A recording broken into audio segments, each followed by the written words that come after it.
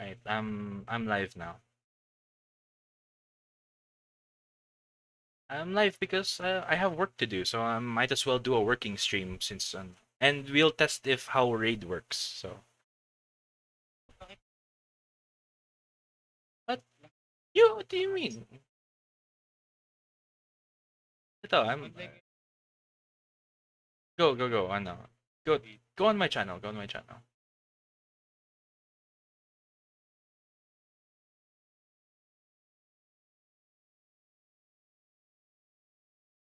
Yeah nga. I'm not sure. I think I have a feeling that uh yan nga. That's why I think you need to be a affiliate in it. Oh, maybe.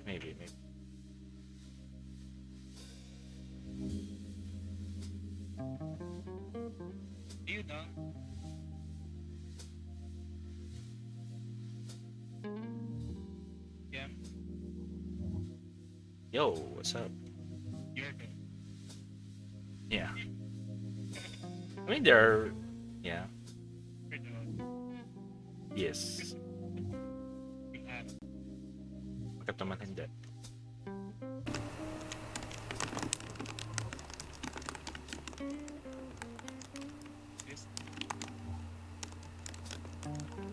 I don't know.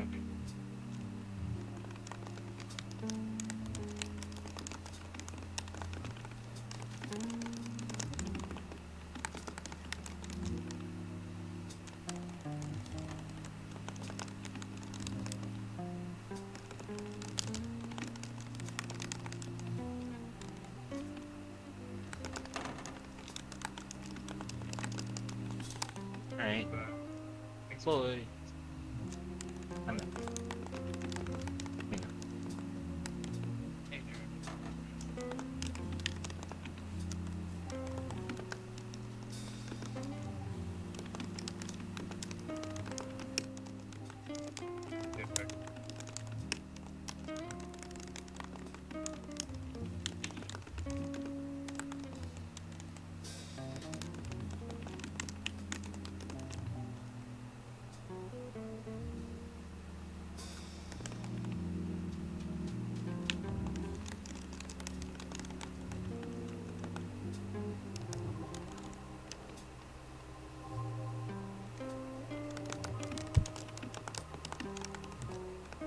Yeah.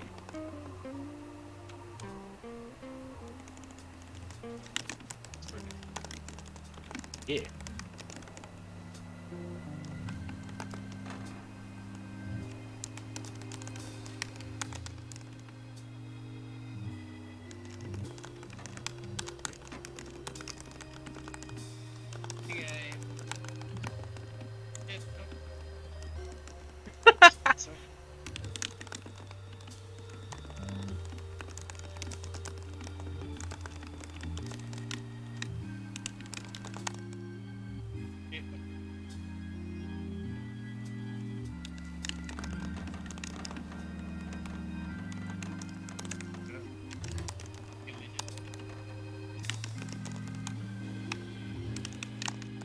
Boy.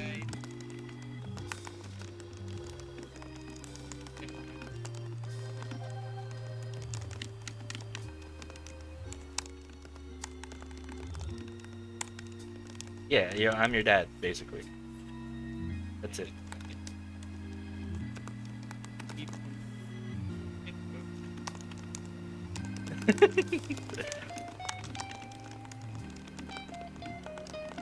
Oh, nice. Okay. Hello. Yeah, he's still alive. So does the raid happen, after? Okay. Raid happen? Oh, there we go! Let's go! Raid happened! Oh no, okay, there we go. The notification appeared. Nice. That's cool. What's up? Raid gang!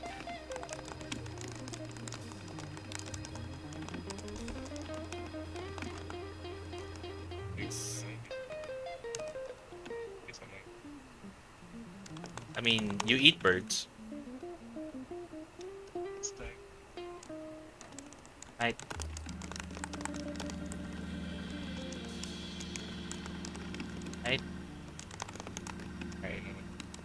Alright. Boy, night, guys.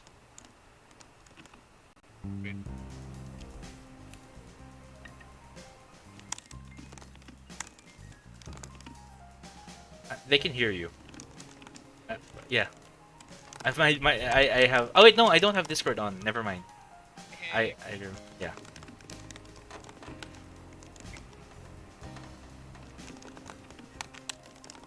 Yep. Okay.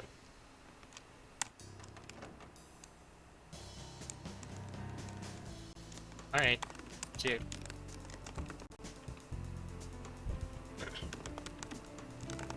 Hey guys. Yeah. So, as you might already know, because you were raided while I was there. Uh, my name is Zen, or Zenipai, whatever you like, Zen, Zeni, or Zenipai. And yeah, so I just got a little bit of work, and the boys are like, off to go to sleep, I guess. So I might as well do a working stream. I don't think this job is gonna take much time, but might as well just do my thing. There we go. Work at 2 a.m. Yes. Welcome to, working for American companies. So yeah. So as I've already said before, I am a programmer, so that's a thing. And yeah.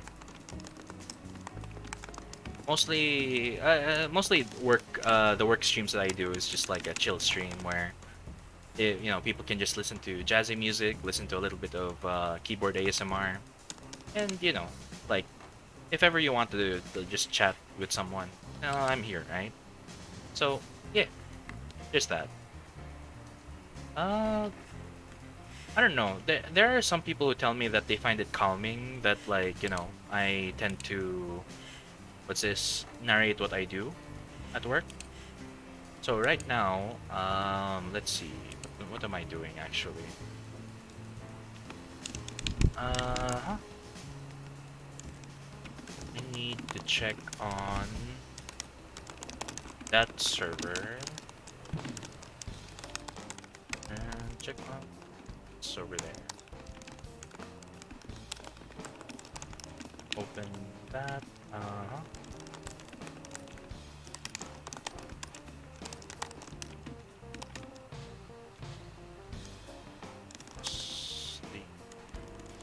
Is there already set up for that there?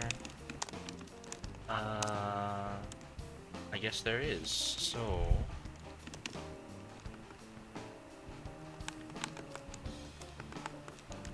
fingers are cramping just hearing you type so fast. That actually isn't my. I actually am not typing right now. Well, Half-Life Alex? Not tonight probably. Maybe tomorrow. Yeah. Right now I have work to do. Plus, it's like it's a Friday tomorrow. It's gonna be a weekend. Um, Judging from how things are looking, it doesn't seem like I'm gonna be doing a Valorant stream. So might as well just chill, work, play games I like. So yeah, I could play some Half-Life Alex tomorrow. Or you know what? Maybe if work doesn't be, yeah, those aren't my sounds. I just I'm just playing something. Uh, but I do type that fast. I do want to like get a microphone kind of for my keyboard. It's just that like uh as much as I'm doing the keyboard sounds thing. I actually really do not like noisy keyboards. Like there are so many people who are like, oh, I want to get this keyboard. It makes so much clickety clackety sounds, and like me personally, I hate it. Especially if like it's a streamer or if I'm like playing games with a friend in their house and they have a really loud keyboard. It annoys me so much. I know that's an unpopular opinion, and it's an opinion that also will like not get me a lot of sponsors, but It's fine. Whatever. It's whatever. I'm just being me. I don't like noisy keyboards. Give me a quiet keyboard anytime, right? I mean, like, quiet keyboards also have their own nice sound. That's what I like anyway. So, that's me. Also, Bobuela, what's this? Since you're here, might as well go check out the VOD for Half-Life Alyx. Tell me what you think. Um, the next time I'm going to do a Half-Life Alyx stream, I'm gonna add some filters on it. So because like to me the game is just normally blurry. Like even if the game is like high fidelity, high quality graphics and everything, it's still kind of blurry. I had to lower the graphics a lot just to play it and stream it at the same time. But even then, like I think even if I was playing on high graphics, it would still be bad. Anyway, let's see. I need to copy that and mhm.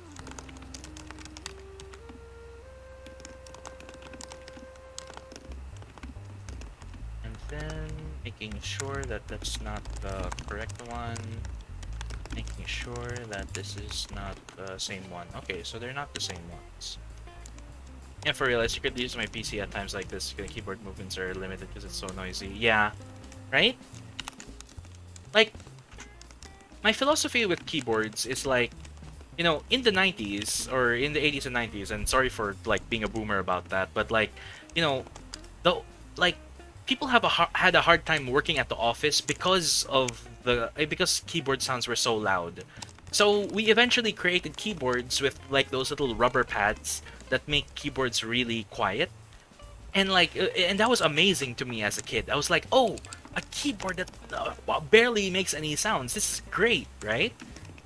And then somehow it became gamer culture to like go back and regress to noisy keyboard days just because like, oh, I can enjoy my game better if I hear those sounds. Like, no, I want to hear the sounds of the game, not the sounds of the keyboard, right? So yeah, that's me. I do have a mechanical keyboard, but it doesn't make that much sound compared to like a Razer keyboard or like a custom keyboard. If I am going to make a custom keyboard, it's definitely going to be a quiet one. Like clickety clackety keyboards, get a typewriter. Yeah. Quiet keyboard gang. Let's go, Zairi.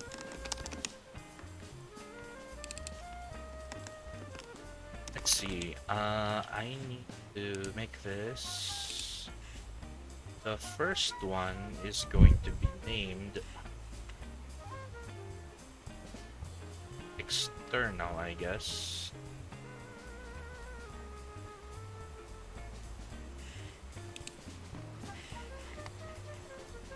And then I can just name this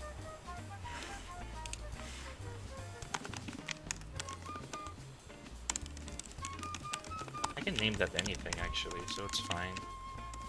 That belongs to this company, and I need to use this, and of its post JSON.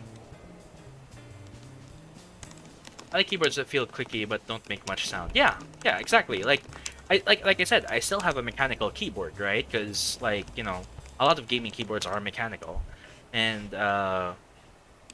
yeah, but it doesn't make that much sound.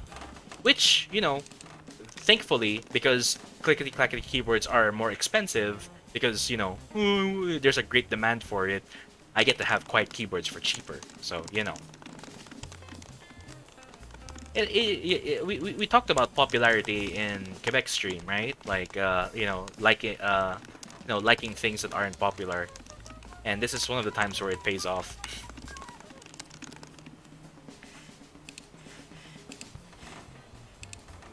Need to copy the success rejects. I need to have an additional header. Copy this value. And how many datums are we here? I guess I just copy that. Custom Is it just a custom template? How do I add a custom template to this? Custom value template. I'll save this first. See if I can add a custom template later. Okay, so I can do a custom template. There. Now, how do I save it? Save template. I guess that's how you do that. Custom template saved. Okay. And then to create another post. Let's name this one the same thing, except instead of external, conceptual. Your productive vibes are rubbing off me. Now I'm in front of my PC to do my homework. How dare you? You know what? That is, you know what? That does happen in these working streams. People tend to watch while they're working or while they're doing homework, things like that. The original reason why I did a working stream is because like I decided to put it's like it puts pressure on myself to actually finish work because I am like I'm normally a very lazy person, right? So I decided like if I'm gonna stream, it probably won't be popular, but I might as well like if I stream it, you know, yeah, I might as well put myself on camera so that I can force myself to work, right? So I'm just like, yeah. Let's see. Need to copy this and make that. Copy that and lowercase, and that belongs to that company, and this RL belongs here. And this is post JSON, and then success rejects, and then additional header, token,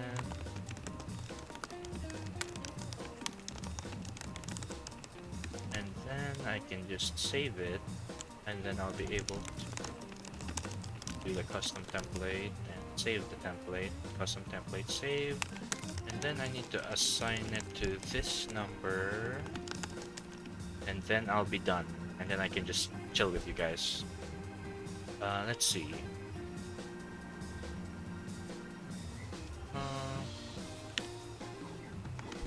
Okay, so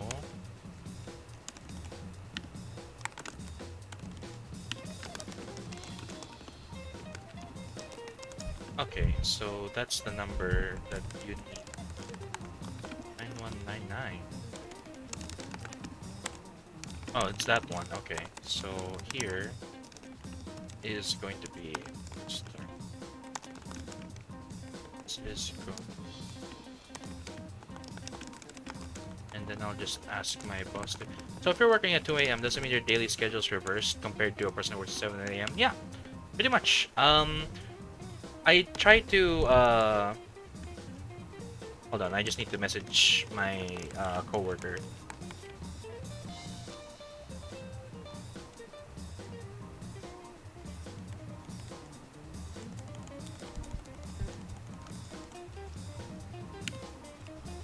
The server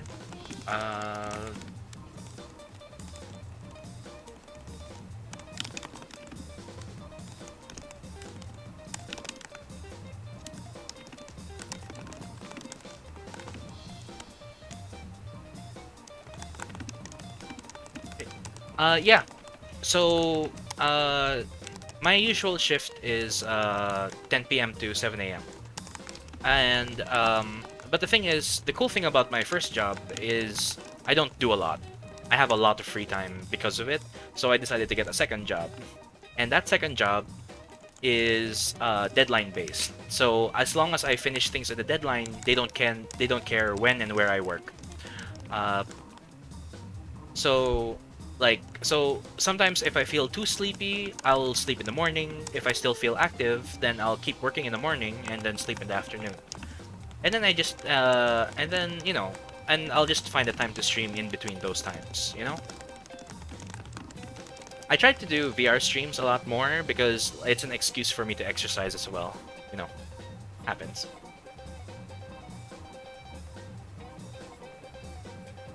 Okay, I think I'm done actually with work. I could, I do have other work to do, but I kind of want to do that in the morning.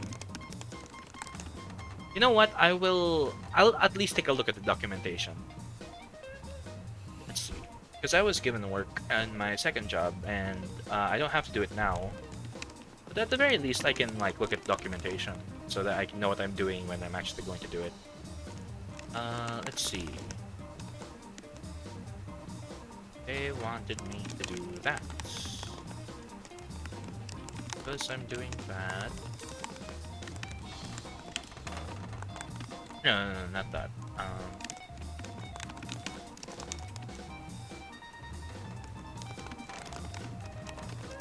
Okay, that's the thing I need to look up.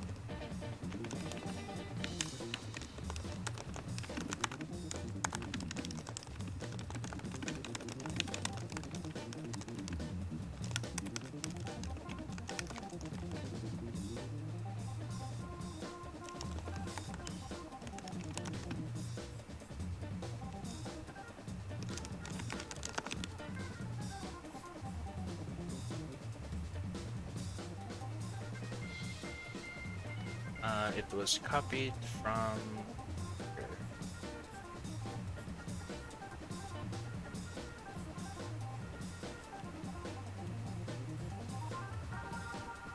Americans have it cool. They can start working at 24 or something. They can start working at 14. I guess. Like, part-time work and all that. I mean, I guess in the Philippines, you could, like, depending if your parents have a business or something, you can help them out with that. I know, I know kids in high school who are doing that. Back in Saudi, what's this? I had friends who hustled, just like selling drinks and food, uh, stuff like that. Like snacks that you can't normally get in snacks that you can't normally get in Saudi because like Philippine imported stuff. So yeah, stuff like that, or like stuff that their mom cooks that is like really good. In my case, my mom's a baker, so and she's a real good baker. So every now and then I try to what's this? When someone's having a birthday or a celebration, I suggest, hey, if you need a cake, you can get some from my mom. And my mom makes really good cakes. The thing that I love about my mom's cakes is it's not too sweet. She knows exactly the amount of sugar you need to put, and she puts the very minimum amount, enough for it to like enough for it to like not taste too bitter, but enough to like when you taste it, it's like it's not as sweet as a lot of other cakes, but you can really feel like the flavors of whatever it is that you're eating. So it's like if you have ube cake, right? Like you really taste that ube, and it's really good. It's really her passion to bake, so it's like good for her.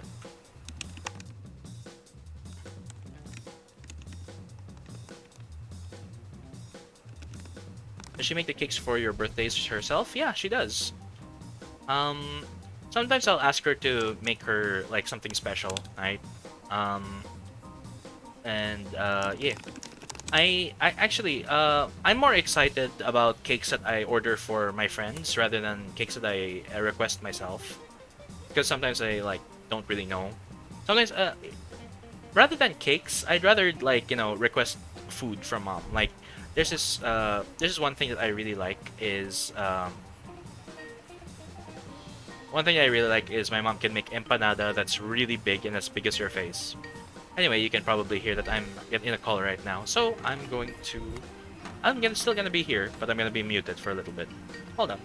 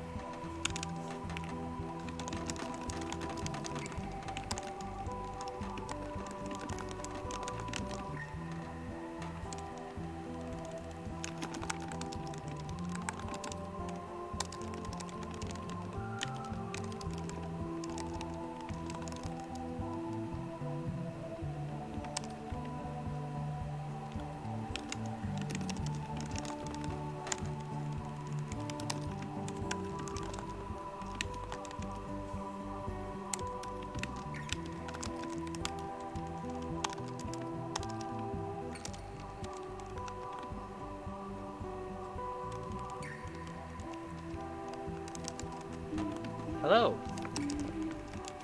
I muted myself in the meeting because nothing's happening at the moment. But, you know, it's alright. Right now, we're just waiting for somebody to respond to an email. They're the ones who are like, oh, we need you to reply to this.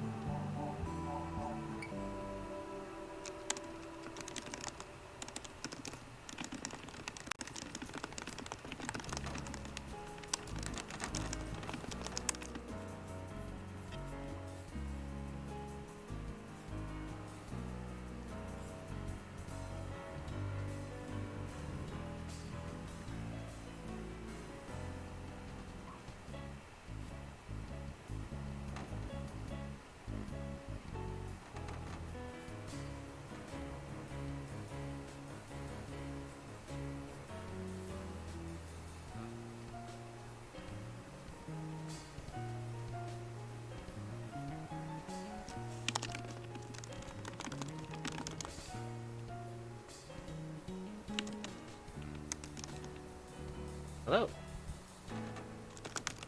Let's see who's here.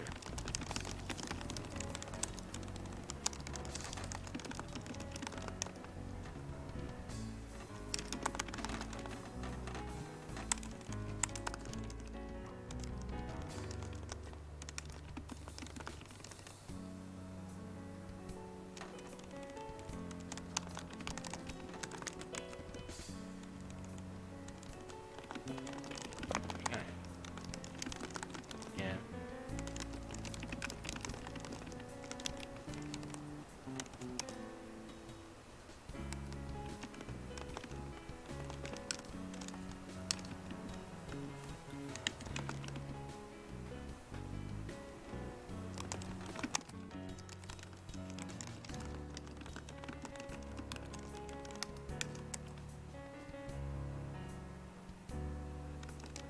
Alright, I'm back.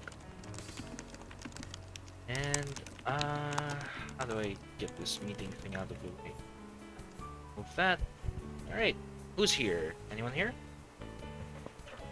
Probably not. Just gonna lay back for a sec. What's my camera look like?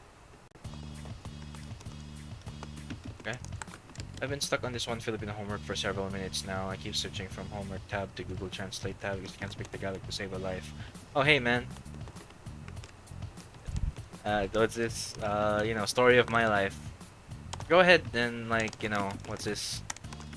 You know, feel free to copy paste it here. I'll try to translate it for you. Although I'm not the best at doing that. But, you know, might as well. Not unless your homework is private for whatever reason.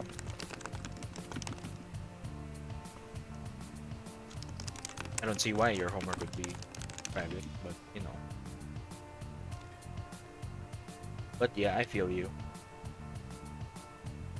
I have this one weird story. Like, technically I shouldn't have graduated elementary. Because I failed so hard in Filipino for so many years, that my teacher wouldn't sign my clearance. My Filipino teacher wouldn't sign my clearance, so I forged her signature. And you know, technically I shouldn't have graduated elementary.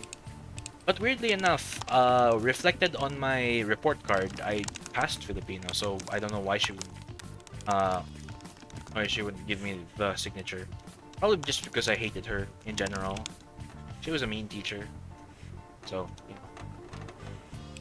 Like, not just to me, right?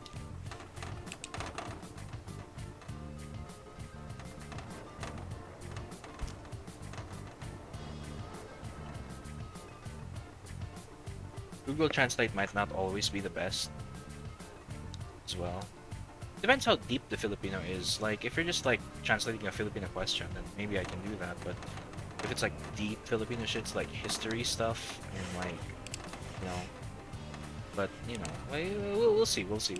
But let's put our Filipino brain cells together.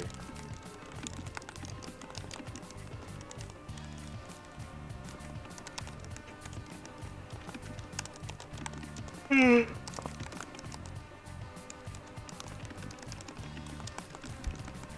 gonna just go get some tea. I would get coffee, but like, and I do have a lot of coffee, but like, I'm feeling tea at the moment. Oh, oh, oh.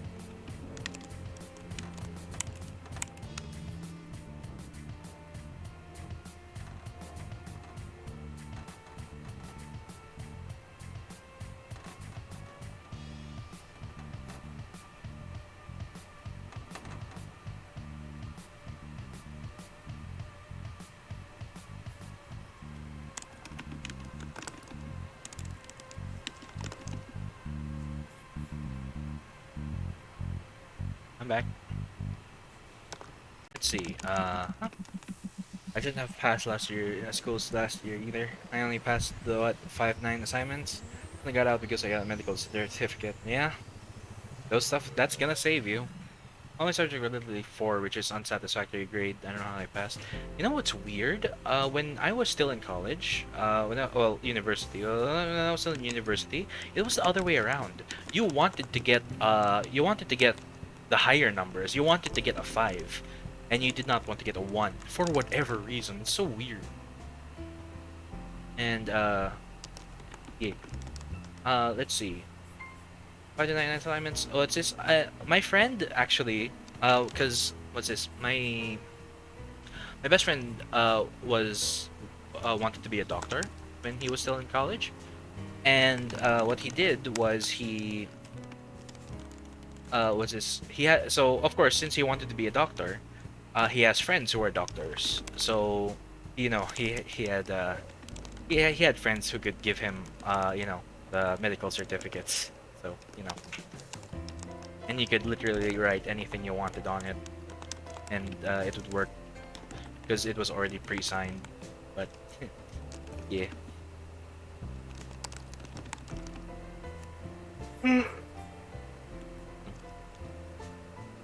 Not that I used any of it, because I was too much of a little bitch to like actually use it.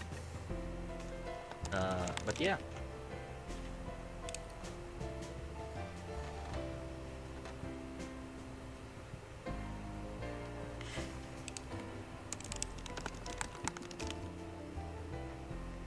Oh, right. I wanted to update my VTuber model with the Hawaiian shirt so that I can use it for VR streams.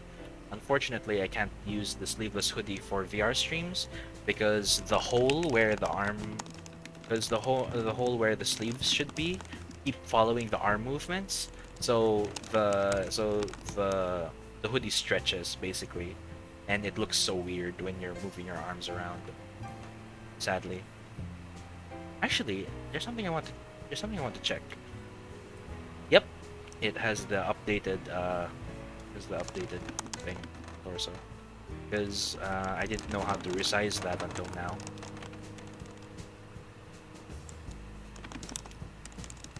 You guys don't plan to make a model commission yet? I am planning to.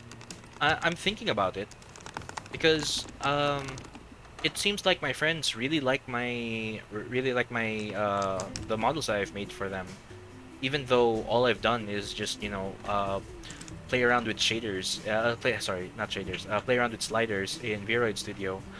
The thing is, like, we have a friend, she appeared a little bit on Kebekel stream, Oliver.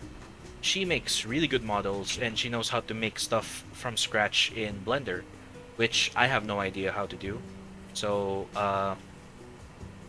so yeah, so I'm like, since I don't have as much skill as her, right? I can only work with what Viroid Studio has to offer. Um, yeah, since I can only work with that, like it's very limited what I can do, and but at the very least, I can make you a model to start with. So I'm wondering how much am I going to charge for that? Um, the sad truth is because I'm a busy person and like I have 3 jobs and all that. The worth of my time definitely is going up. So I need to think of a good price, right? But it's definitely going to be lower than what Oliver is charging because it's easier for me to make.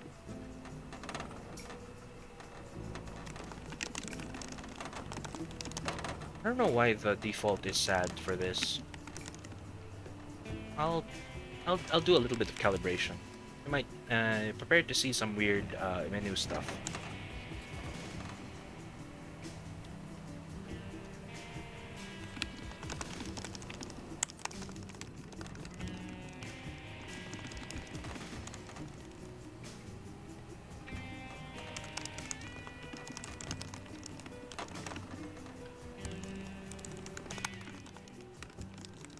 Okay, there we go. There we go. Now I don't. Never mind. I suddenly look sad. Okay, I'll calibrate the sad. Sorry.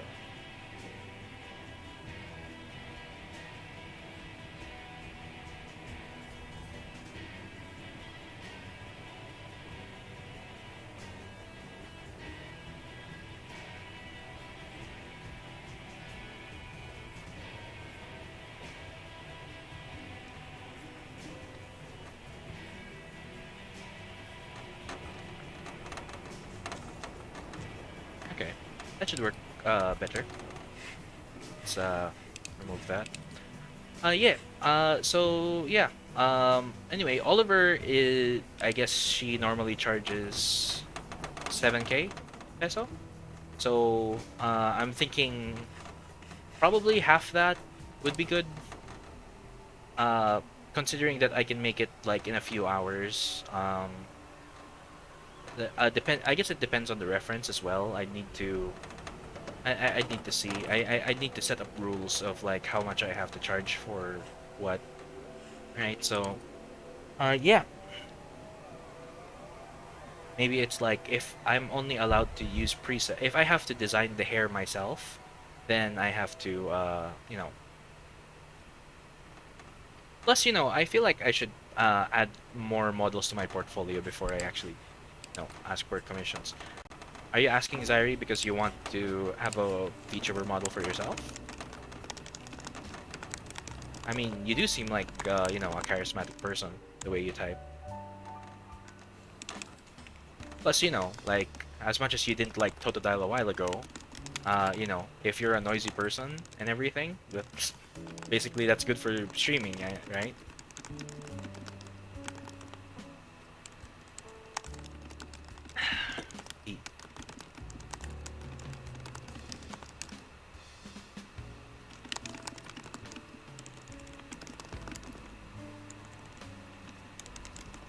Alright, let me go ahead and look up some documentation.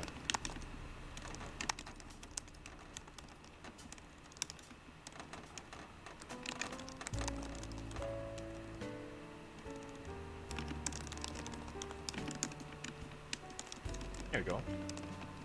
Emphasis on the way I type. I've been stuck inside this house for 2 years and I don't talk to my friends often anymore. It's short the online interaction that follows my skills. Yeah, you know what? I feel that. Except except even before COVID, like I've always been an online interaction person. You stutter a lot when speaking English. Didn't you say that you have a hard time with Filipino? What do you normally speak, man?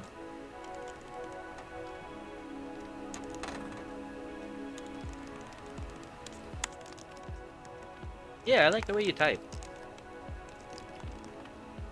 Like I like the way you type because that's also how I type. I also type like like huge walls of text, and I say that I'm complimenting that, but there's a lot of people who are annoyed by that because it's like I like it when you're trying to be detailed with what you're trying to say. You know what I mean? So I think I'm a lot more annoying though because I will type a wall of text, but in between every sentence or so, I'm going to press enter. So whoever I'm chatting with is going to receive a lot of alerts, and it's a bad habit, but it's me. I don't know. I'm sorry. Like even I'm annoyed when people do it to me, but I don't stop doing it to other people. It's really bad. I can speak Bisaya and Tagalog. Can't write essays at all. Can't write. I can write English well, but can't speak it at all. Oh, okay, okay. So yeah, that's weird. That's a story, if I've ever heard one. Yeah. So oh, but I guess that's basic Bisaya and Tagalog, right? So uh, let's see. So I guess you're just normally a very quiet person, and most of your interactions are online, huh?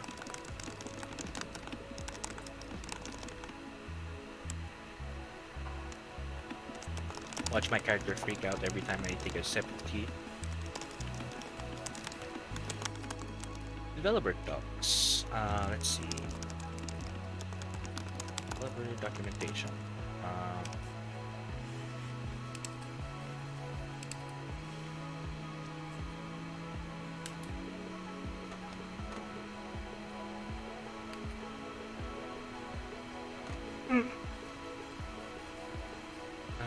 let's see.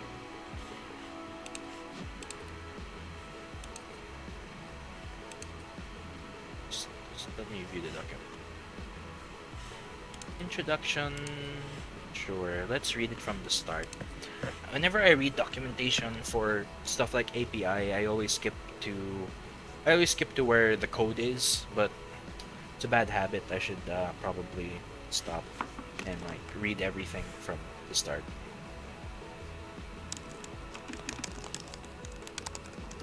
Okay, let's see.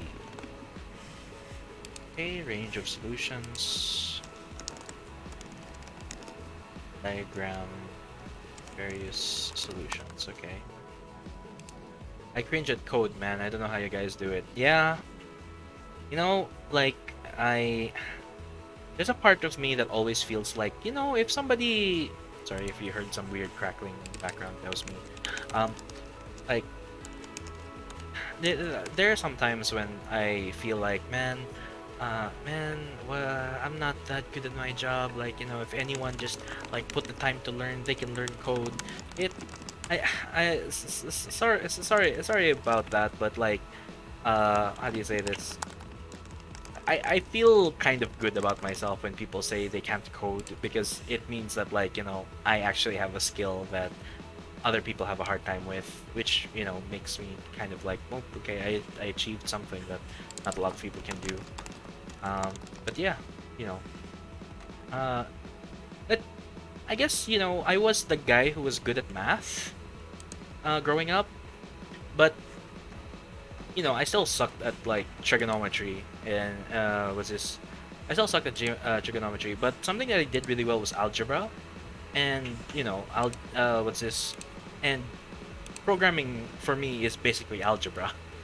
It's yeah, because it's just like you're just assigning values and to variables and stuff like that. It's very much the same concepts. Yeah, math. I'm a math guy, so uh, you know what's weird though? Even though I'm a math guy, I suck at doing basic arithmetic really fast. Like, if you give me like a two-digit, like if you just give me a two-digit arithmetic, it'll take me a lot longer to solve than the average person. The I'm good at math if I have like pencil and paper in front of me and stuff like that. If you're giving me time to solve it with my own devices and writing, Equations are fine. Word problems are a nightmare. I'm okay with word problems. Oh yeah, okay, you feel. Then you feel me. There was one there was one time where I aced a chemistry test, and I was like, how the hell did I ace a chemistry test? And the guy below me, who usually always takes the top spot, just missed just missed like just missed drawing like one hydrogen atom or something.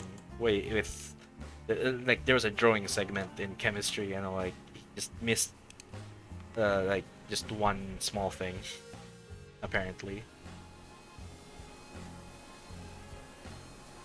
But that was one chemistry test out of a lot.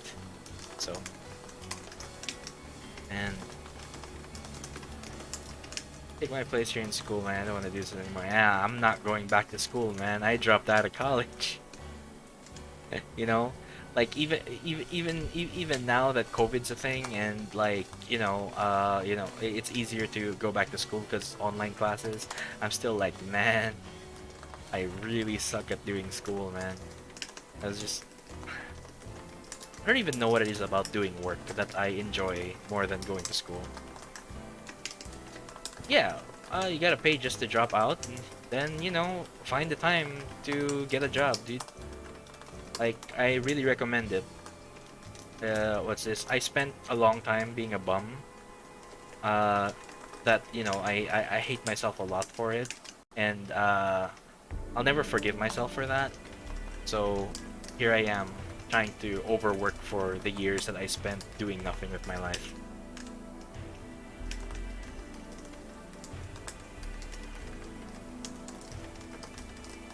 Well, you're in high school, so I'm sure it's a lot harder for you to find a job. Um, but what's this?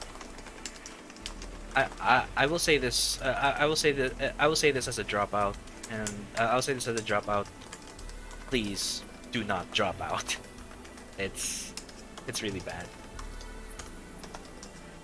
Like I know you've probably heard it. You've heard it from your parents. You've heard it from everyone, basically, and I'm just gonna be one voice of many. Do not drop out. Maging pasang-awa ka na lang. All throughout college. Just you don't trust me. You don't need to put in the effort. Just get the fucking paper. That's it. Enjoy your life. Like enjoy your time in college. Like be the stupid kind of person like who goes drinking, goes out with your friends, and just and then just like pasang-awa everything. You really don't need to. Uh, just do your assignments on time, like do them immediately as soon as you get them, do them in school while you're still there, like stuff like that. Do every shortcut in the book and just half-ass everything. Trust me, it's a lot better than dropping out. You have a scholarship from grade 7 to 12. If I drop out, you need to pay for all the years. Yeah, I can, you know what, I haven't ever been a scholar, but I can tell that that's really tough.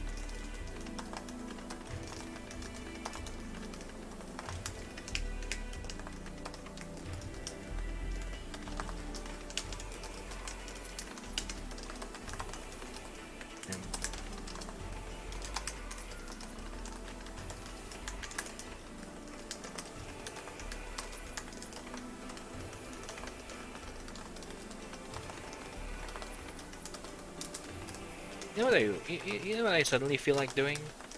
Oh hey, what's up? Quebec is here for whatever reason. Yo.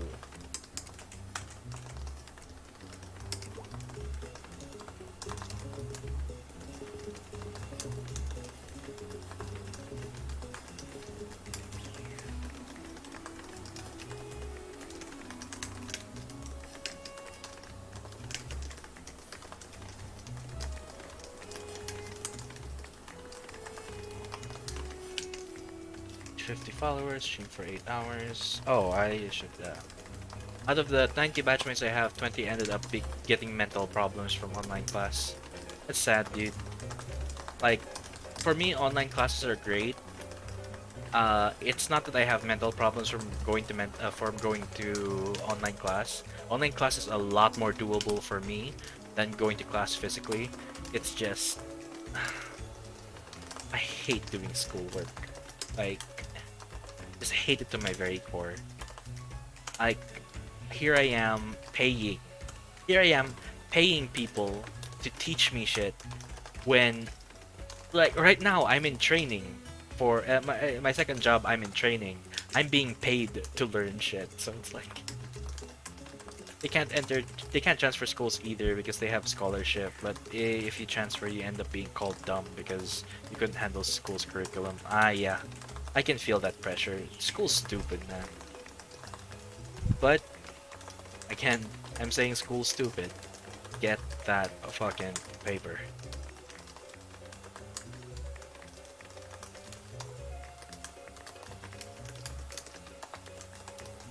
Let's see.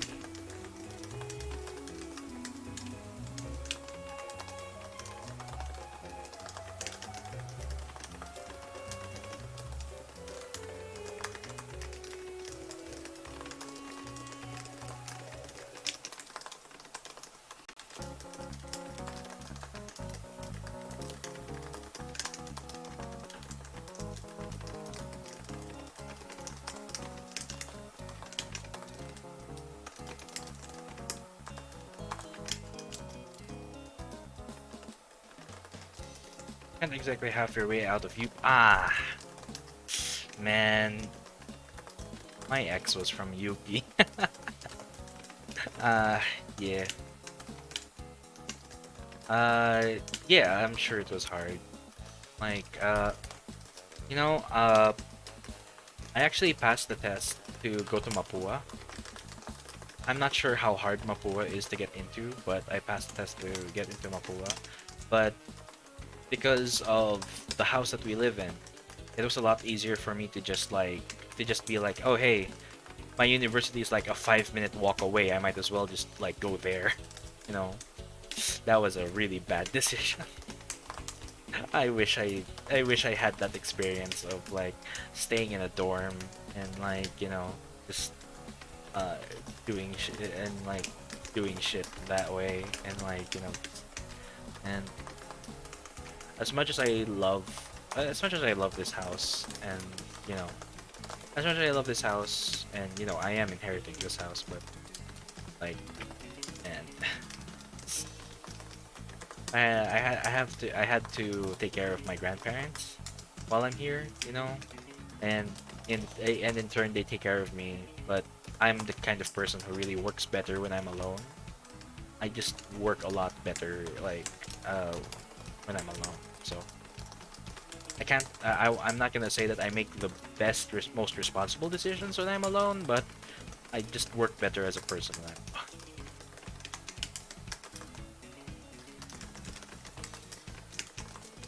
Let me know if I'm too quiet or something. Like just now I realized that my microphone was a little too far away from my mouth.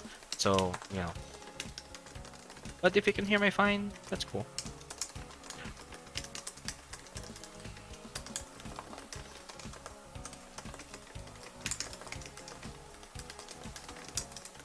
That's cool. And let's see. My ex was from UP Los Baños. She lived really nearby. And what's this? It's a 30 to 40-minute drive for me to get to her. And those were the days.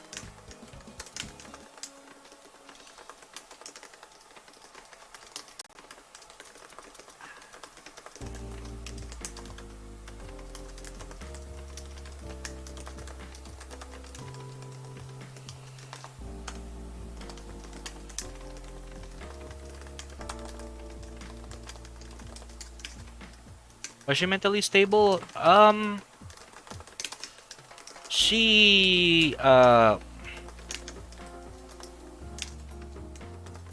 just say that like like okay, so take this with a grain of salt because I'm sure that the story is going to be different if you ask her.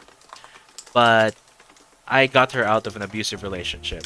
If that if her getting into an abusive relationship in the first place is any indicator of her mental, like, health, then, you know.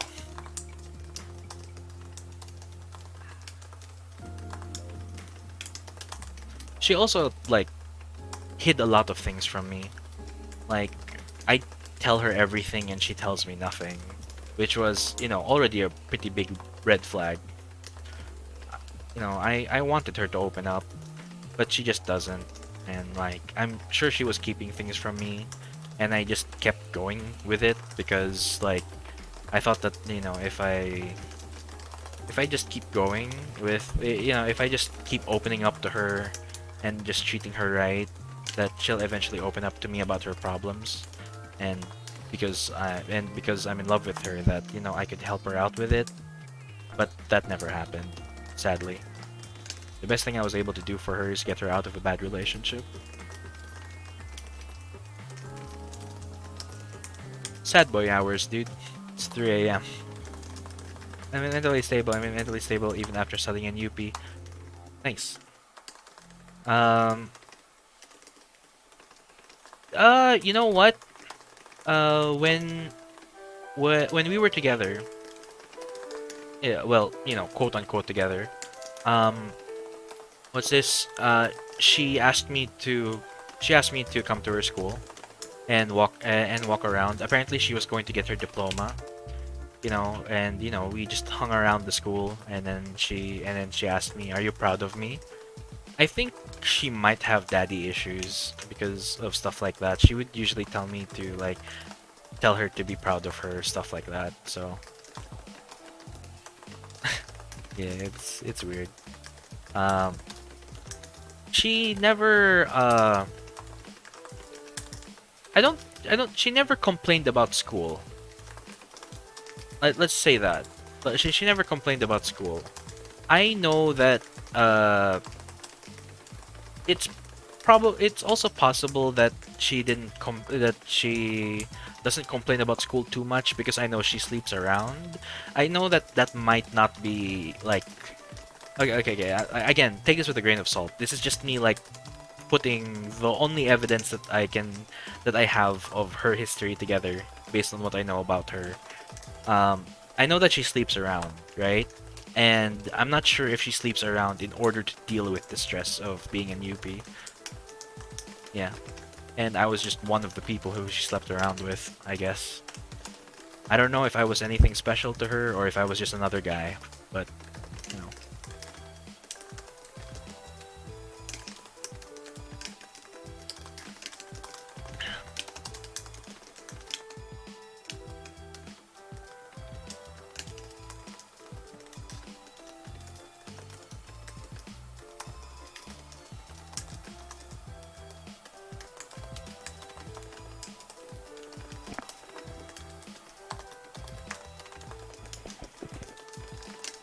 Very interesting because I'm actually planning to be a psychologist. I need to get used to sad boy hours like this. Well, you, you, if you're planning to go psych, if I wasn't good at programming, I would have probably been in psych. It's really interesting to me.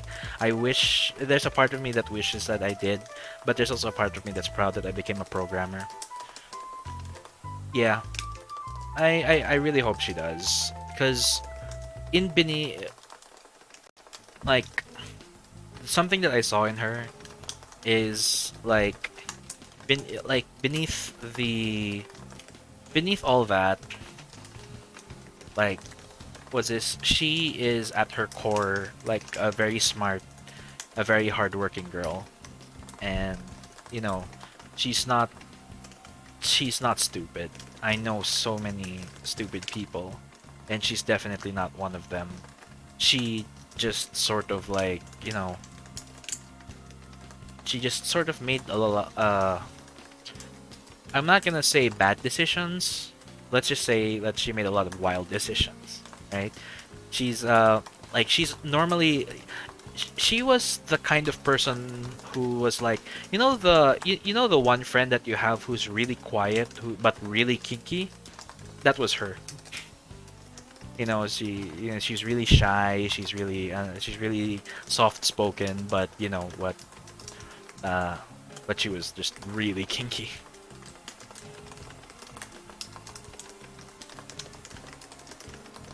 But yeah, and you already know my story, being bullied for speaking English growing up, and just being a social outcast everywhere.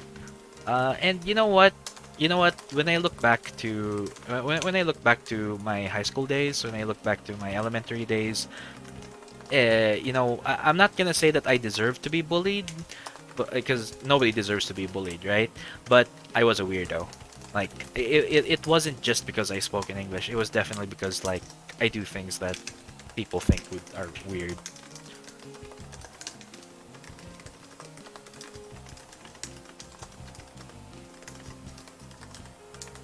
And I embraced that. I embraced being a weirdo. Like I was like, you know, uh, back then my philosophy was like different means good. If you're the kind of person who sticks with the group, this boils down to the popularity thing I was talking about a while ago, where I used to have this thing where it's like if something's popular, then it's probably bad, which is not the case. I know that now. But a little bit of that still sticks inside me. You know what I mean? And but so something that I embraced is being different is good. Like so I tended to be rebellious. Like even though I was smart, I was doing good in school, or at least in high school anyway. Uh, I did well. I just embraced the fact that I'm different, and there's nothing wrong with that. Everyone in the world can tell me that there's something wrong with being different, but you're not gonna convince me because I like being different. I like being myself. I don't feel the need to change who I am for other people. I might change stuff that I want to change. For example, like being lazy. Like being lazy, I admit, is a part of who I am, and it's a part of me that I want to change. So that kind of change, of course, is good, right? But if you tell me to like stop being the kind of person who like talks too much about little shit like that, like no, that's who I am.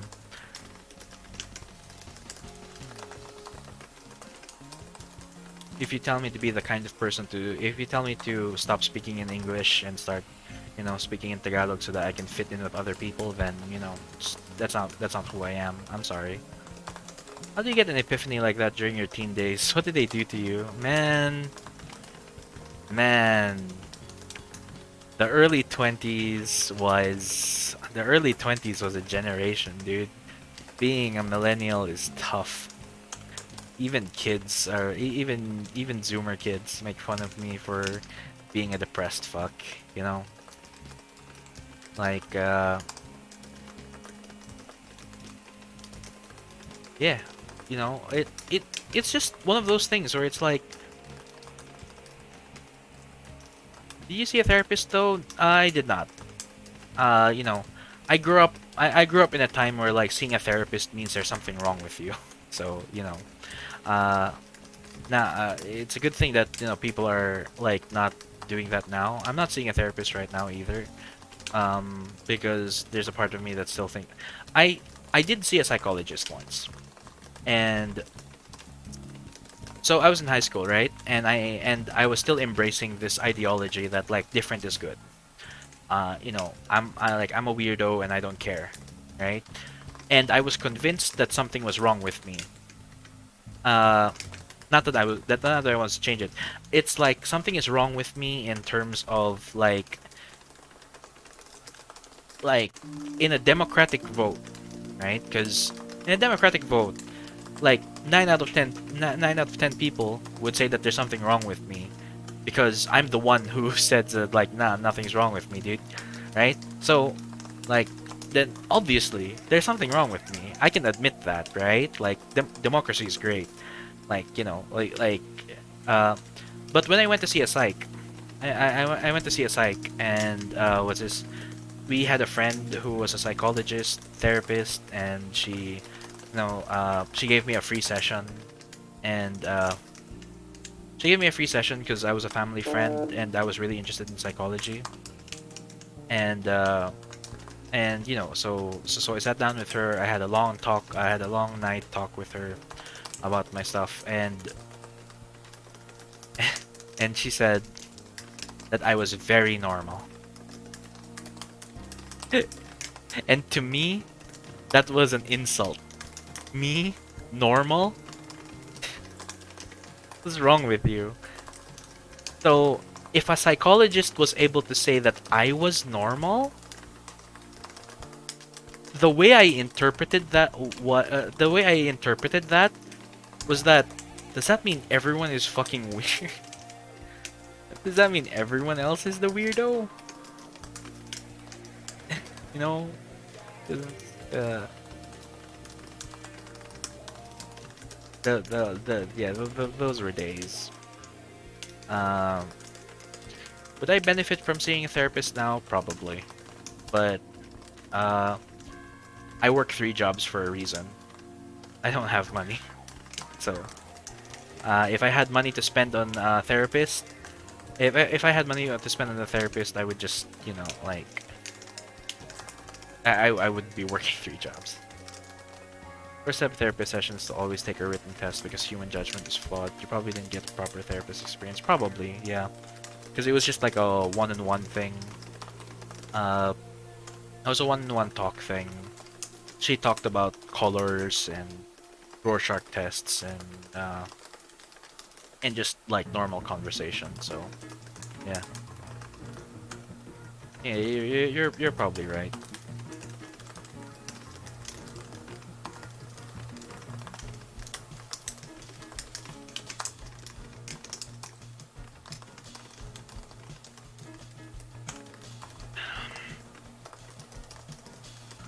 Capitalism is harsh, dude, but like, they know what they're doing, right? Therapists know what they're doing. It's not bullshit, right?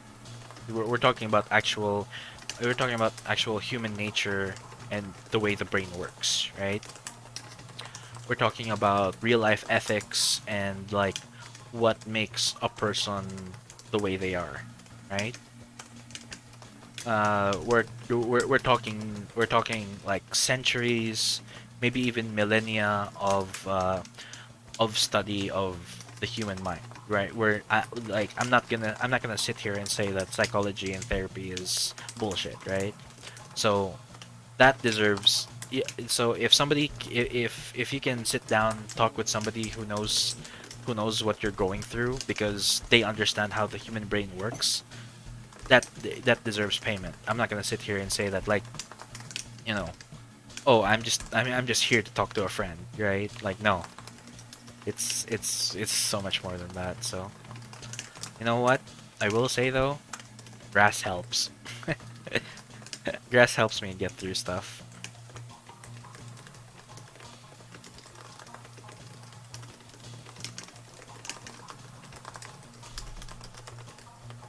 I don't have any grass in right now though, sadly.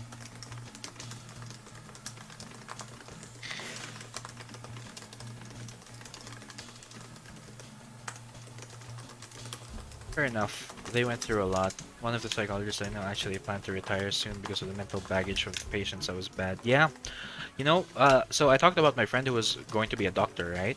He wanted to be a surgeon. Uh, he wanted to be a surgeon. So, uh, what he did was, and the reason why he dropped out of school, the reason why he stopped wanting to become a doctor, is because his grandma died, and he really really loved his grandma. And my best friend's Japanese, right? My best friend's Japanese, and he was in the Philippines doing college. So his grandma, who he really loved, he wasn't able to be there for to take care of her during her final days, and it broke him. He was a person who wanted to get a job to get the kind of job who takes care of people, and he couldn't take care of his grandma during her final days. It was so bad on him. I didn't realize he was depressed I was depressed during that time for no reason. I had uh, during those college days, I was just uh, yeah.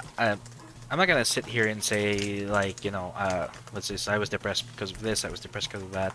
All I know is all I did all I did during those days was wake up, eat, sleep. I didn't even play games that I liked. I didn't even watch movies that I liked. I just sort of gave up and wished that a car would hit me because I'm too much of a coward to jump off a window. Um, and I don't even know what it was. I wasn't bad at school. I didn't like going to school, but I wasn't bad at it. I was what got you out of that pit? Uh, Combination of my best friend, grass, and I don't know, just growing up. I spent like 2-3 years doing nothing with my life, and I just sort of got over it. I just woke up one morning and I was just like, enough, sad boy. You should at least watch movies that you like. You should at least play games that you like. And if I wasn't smoking a lot of grass back then, I probably wouldn't like. Well, the way grass helped was like it gave me a reason to wake up in the morning. Like other than food, like it gave me it was weird because because it was like this hobby thing, right? It was like the work that you put in to prepare grass is it felt like work, and it felt like I was doing something in order to make myself happy, right? It wasn't just the grass, it was the process it was the process to get the grass, right? It was a process to prepare the grass. So yeah, gardening is really fun. No, I definitely don't mean weed. No, weed is illegal. That's no. Yes, it's definitely, I'm definitely talking about gardening. Is the tracking going to work? Where's my camera?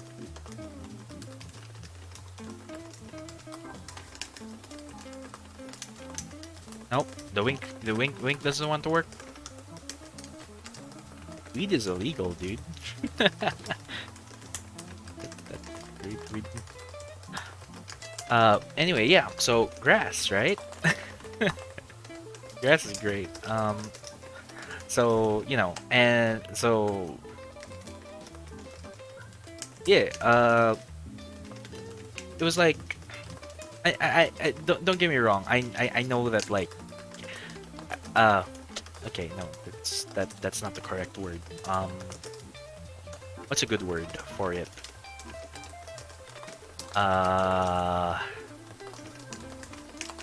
Medicine? What's a good way of putting it?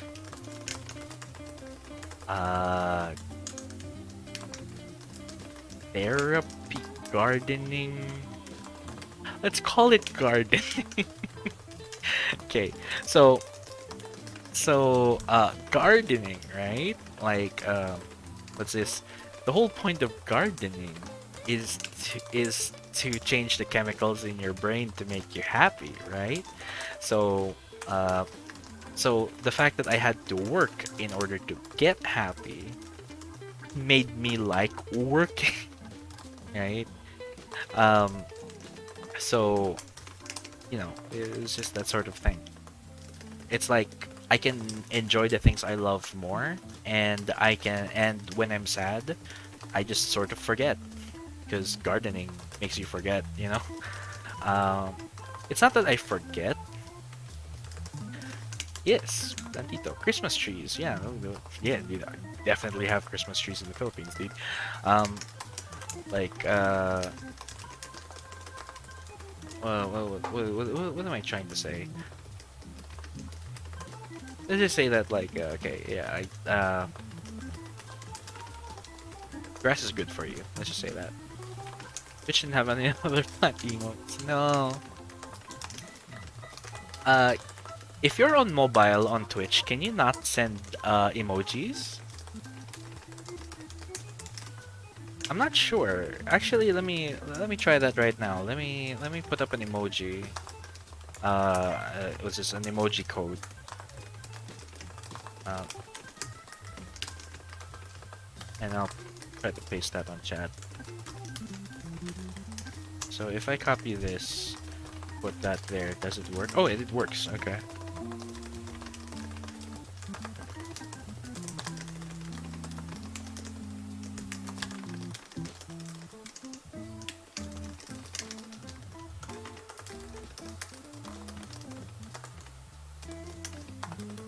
True, true, true, true.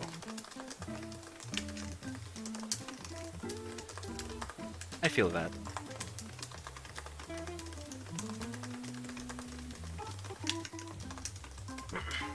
But yeah, I know, like you know, I'm not gonna sit here and be like, oh no, I'm not addicted. No, no, I'm not using it as a crutch.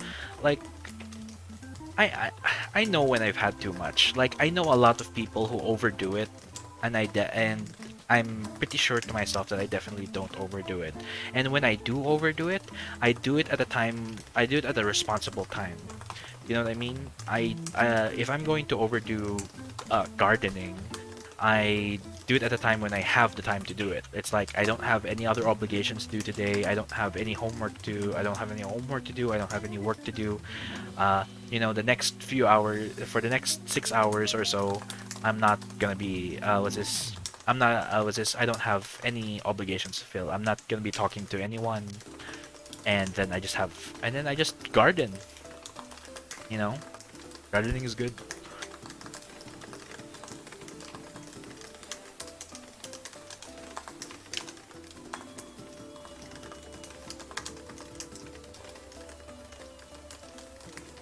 Um, yeah, and so there's that.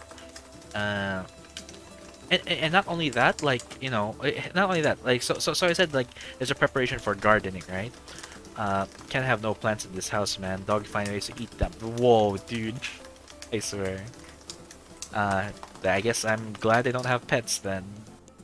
I take care of stray cats. That's like the only pets that I can get. I just take care of stray cats. So I just go outside and do this, and then all the cats just come running. Like even if I don't feed them, they're just like happy to see me, you know.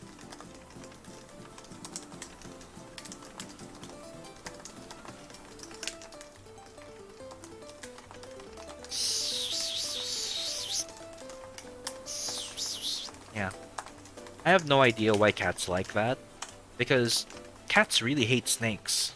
So how come making the sound that a snake makes you makes them like humans for whatever reason? Maybe they're just like maybe their ears are just really good that they're able to tell.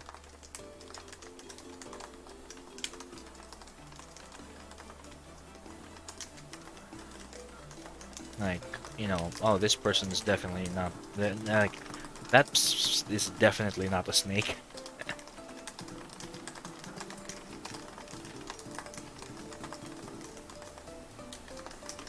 Speaking of which, Zairi, since you know you're also, you know, you're also in school and everything. Like, what are you doing at 3:30 in the morning?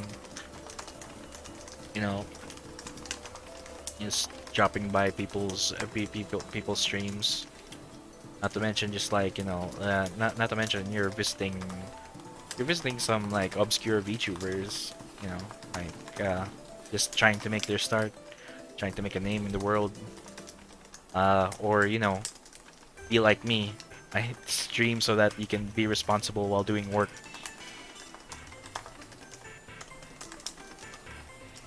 What are you doing? What are you what's up with you?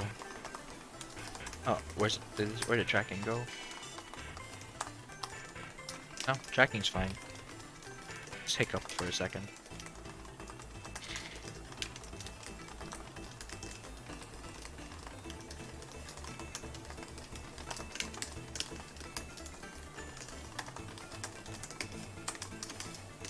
Uh, you'll notice that like a stream or two ago, I did a piano stream. That's also something I do to relieve stress, play the piano. It's nice to like, have a hobby that like, um, you know what? There's a thing people say about millennials that we really like, we really enjoy instant gratification. Like in the things that we do, if we are rewarded immediately, we really respond to that. That's what people say anyway. I don't know if that's true for all millennials, but I know that that's true for me. So having a skill where I can immediately see the reward of my work is definitely like I guess that's another reason why I really like programming, because it's like in order for me to see if I did something wrong, I can just click a button, boom, okay, it's wrong. Okay, let's figure out what's wrong with it, and boom, okay, and then it's definitely correct because it works that way, right? And when things work out for the long term, that's just icing on the cake. The cake is that it's done immediately. And I guess that's the same for piano, I guess, or that's how I see piano. You immediately play a song, and everything's good with your life. Gardening. Gardening is also a thing that you can get instant gratification with. Just like immediately after you garden, you just feel happy, dude.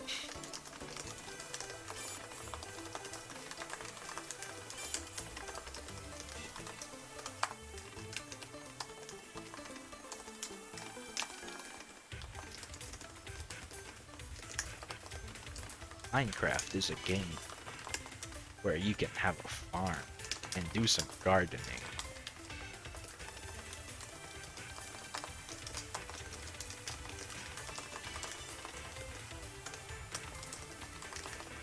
What about you? Like, you like, you were talking about like wanting to get in psych. How did that start? Am I asking too many questions at once? Do people tease you about being a boy and liking plants? Because I know Pinoy's can be nasty.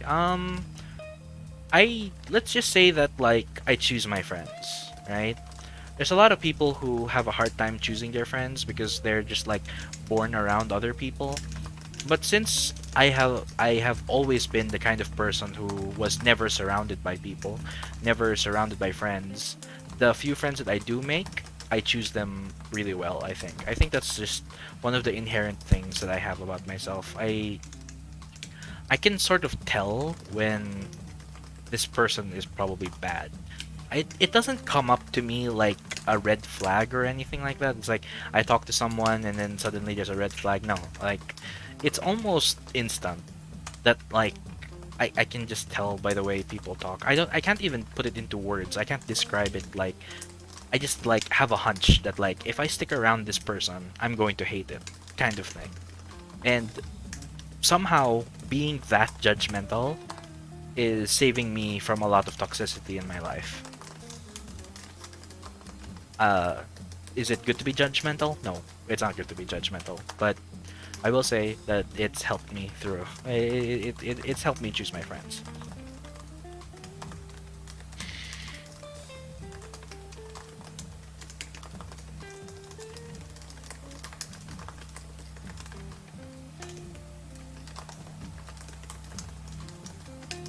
I don't know what being a boy and liking plants have to do with anything. Like, in my experience, like, in my experience, boys do boys love plants. I guess. Uh,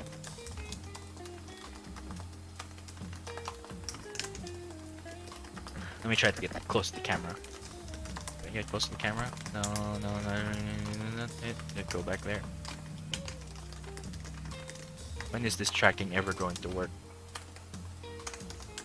Let me restart the software for a little bit. If unsafe, yes, I would like to save it.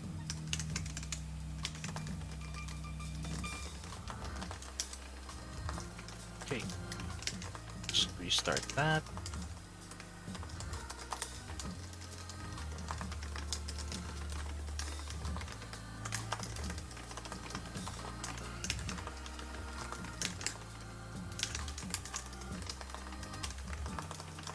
Let me make sure that the winking thing is on. Yeah, wink support was on. I was winking a while ago, I'm pretty sure. There we go.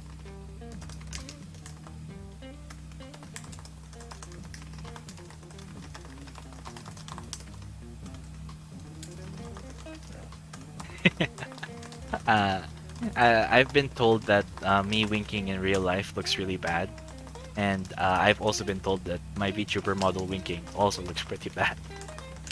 So I guess, like, like, I guess that's another thing, right? Like, I don't know if this has anything to do with anything, but like, I saw JavaScript in your stream tags and it just got a visual reaction out of me. I thought programmers used Python. Depends on the kind of programmer. There's a lot of kind of program. There's lots of kinds of programmers, just like there are lots of kinds of engineers. Bro, VTuber models wink a lot. Yeah. Yeah, I mean, like, yeah, it's cool. It's cool to wink. Like, you should check out all of her streams. She puts a lot of effort into making a lot of stuff. Like, she could stick her tongue out, which I'm pretty sure is something that I can't do. It's something that you have to, like, make sure that your model can do. One thing that she can do that I'm really impressed by is doing the half smirk. Like, if you smile with one side of your face, it can track that. And she's using the same software I'm using, because she's the one who told me to use it. So I'm like, how the hell?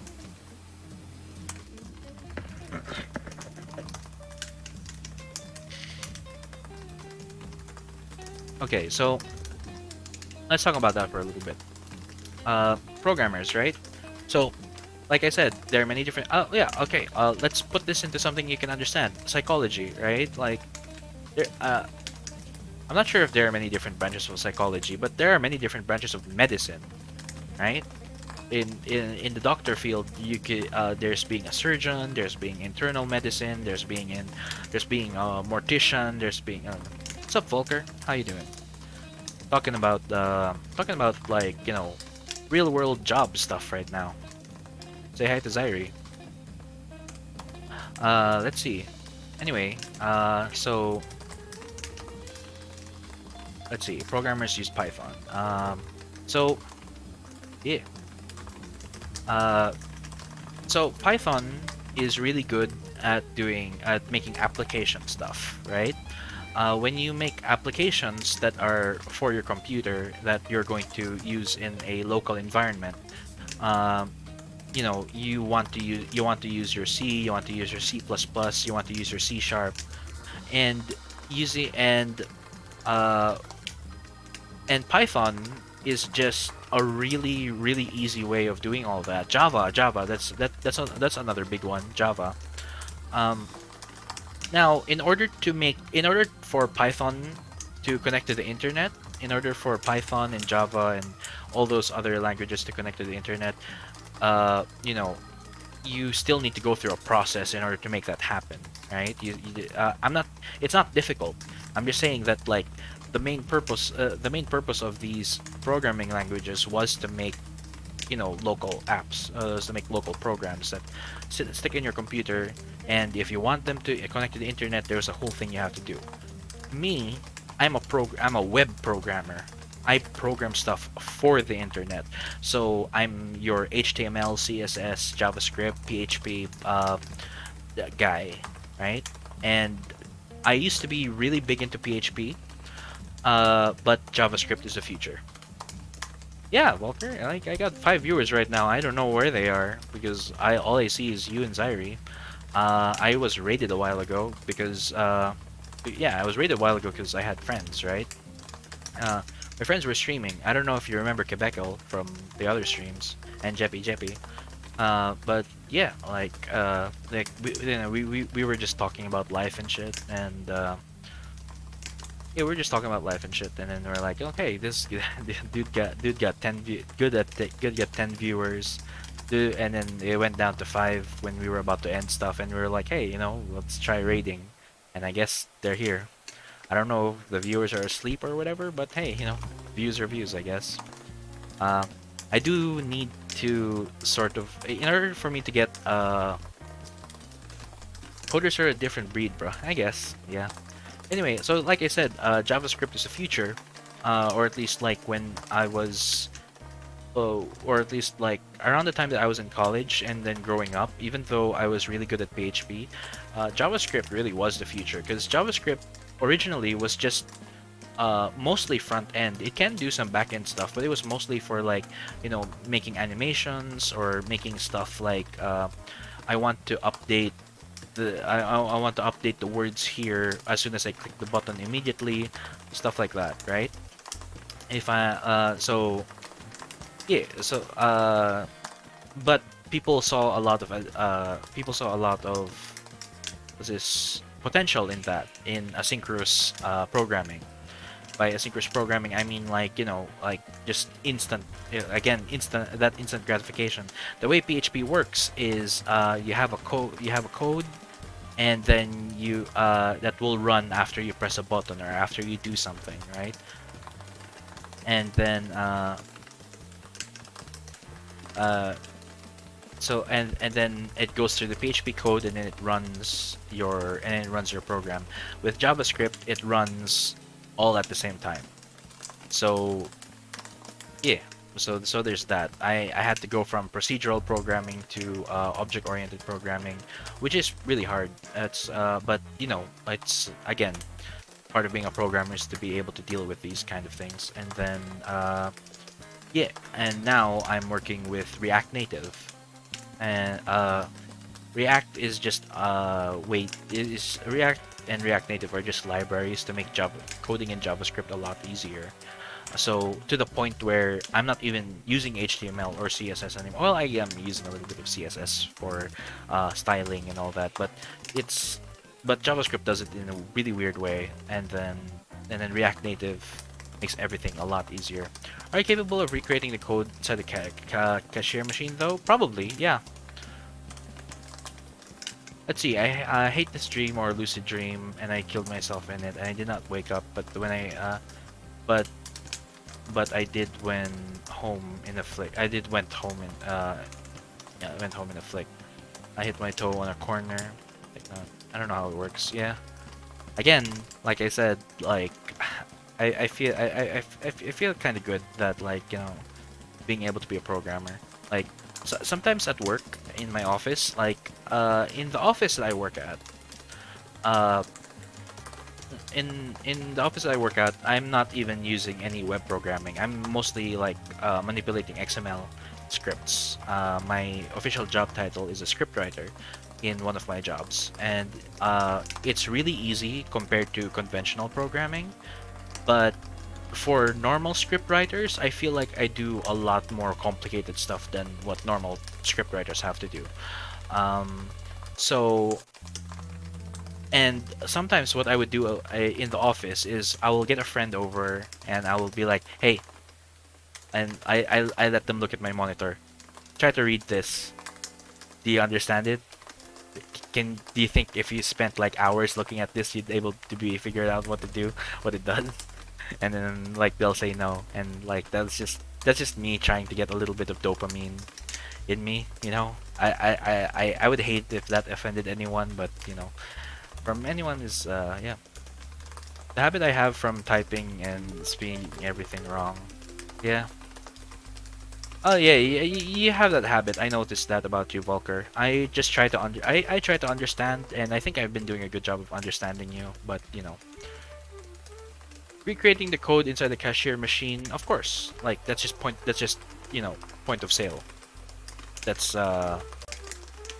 you know let's see what even is in a cashier. Like you're just you have a bunch of codes that correspond to different products that are stored in a database, and then you can just scan that using a barcode scanner or well, yeah, it's probably only a barcode scanner. I just don't like my size before sending it. But yeah, I feel that about you, and that's a valid way to go about your life. I'm going to assume that that's just Zoomer nature. Uh, Zoomers are interesting, man. I'm not gonna be. I don't want to be that old guy who's like, Zoomers, Coomers. Back in my day, we only had millennials and. Okay, look. So the lesson I have in my coding class concerned GUIs and public and private databases and stuff. Is that basic knowledge in Java world?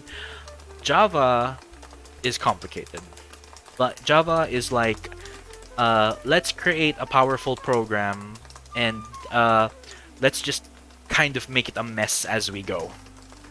That's Java. And Java ended up becoming, and Java did it.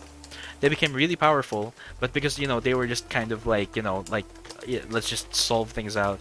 Let's just it became really complicated code. So people who can code Java are like, they're crazy, But the thing is, you can. But the thing is, and this is the cool thing about Python is basically Java but easier to read. Everything that can be done in Java, you can do in Python. So I suggest you learn. So I just suggest you learn Python. But if school and that's another thing that's weird about school. Why is school teaching you to use like this? I'm not saying that Java is outdated. I don't think Java will ever be outdated because so many like it's one of those things where it's too big to fail. Too many things use Java, so it's so. But at the same time, I feel like as I feel like as a programmer, Python is just superior in every way. So, and something I learned, like even here with JavaScript, right? The so JavaScript, uh, JavaScript simplified. You have React, especially if you're making apps, you're using React, and then React simplified. You use React Native, right? So, and because you're making everything easier on yourself and making complicated, and making usually complicated formulas and functions a lot easier for you to do. Like something that would normally take you like a whole line, like a whole wall of code to do, you can just call in just one function, and that's what Python does. In comparison to Java. In Java, you need to like go through a whole process to get shit to work, and yeah. So if you're concerned with GUIs, that's front end, right? And public-private databases, that's back end. I actually have certification for managing databases. I'm sure that my knowledge of databases is outdated since then, but I can still translate what I learned back then to now, and I am working with databases uh, in a weird way. Yeah, like I still know what I'm doing. Um, so when it comes to databases, you're learning your SQL or SQL, whatever you want to call it, PSQL. I haven't dipped into MongoDB, but I heard that's getting really popular.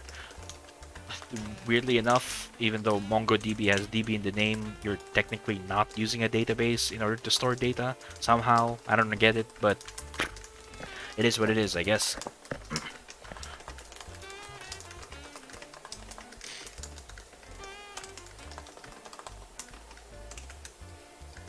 Similarly, I pray to gods for more brain cells while listening to this stream. I'm sorry.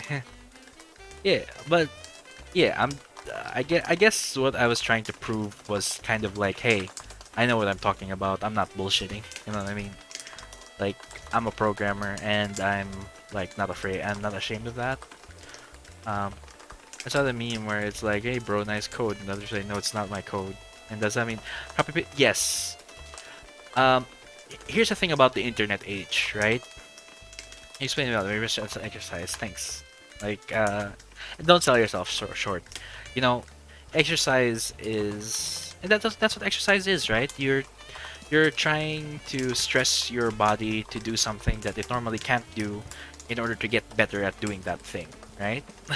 That's you know, you wake up, you can only do 3 sit-ups. Just keep doing those 3 sit-ups every day, and eventually you'll get to 4.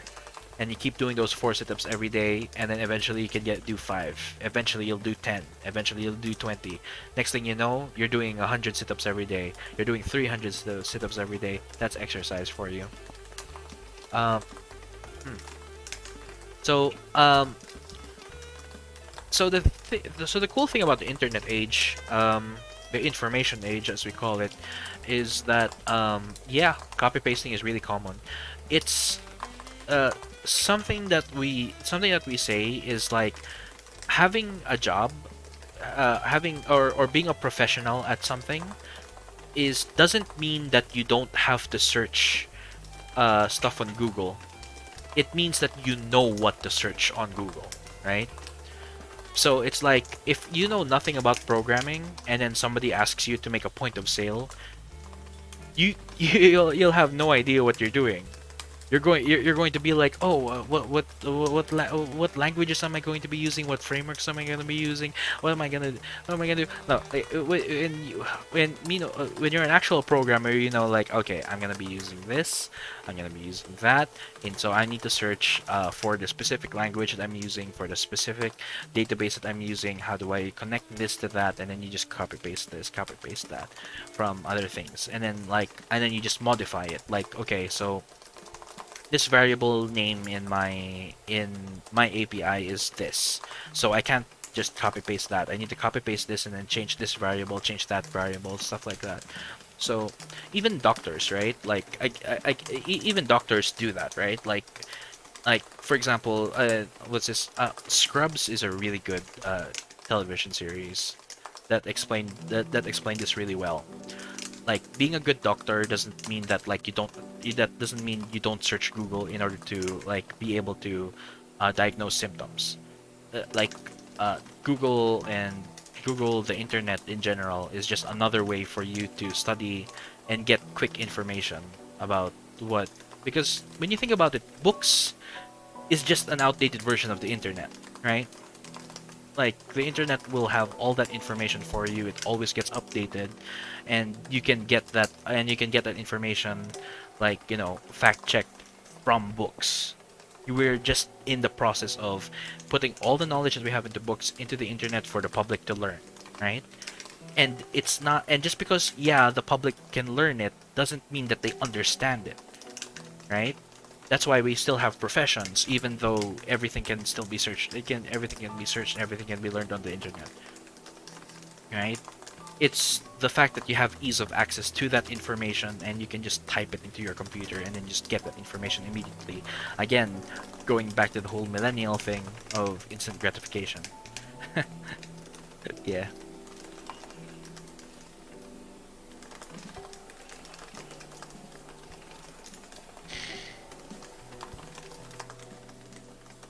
When I'm practicing, when I'm practicing, it's nice to be able to do code yourself.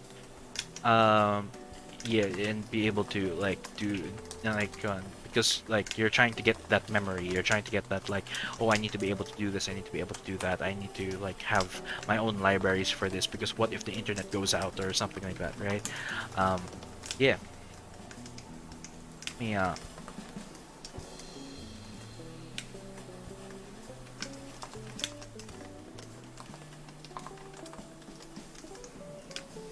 Yeah, my other work is not giving me anything to do, so I'm just gonna keep reading this documentation. No messages for me and my other job, so I'm just gonna keep. Let's see. So in order for me to do a payment, so create our payment gateway. So I feel like gateway is the website. You could have a mobile app. You don't have a website. How big is a payment gateway? Okay. How payment gateway works. Okay. By the way, if I don't reply immediately, don't worry, because I'm just processing the info. Yeah. Really passionate about programming, I guess.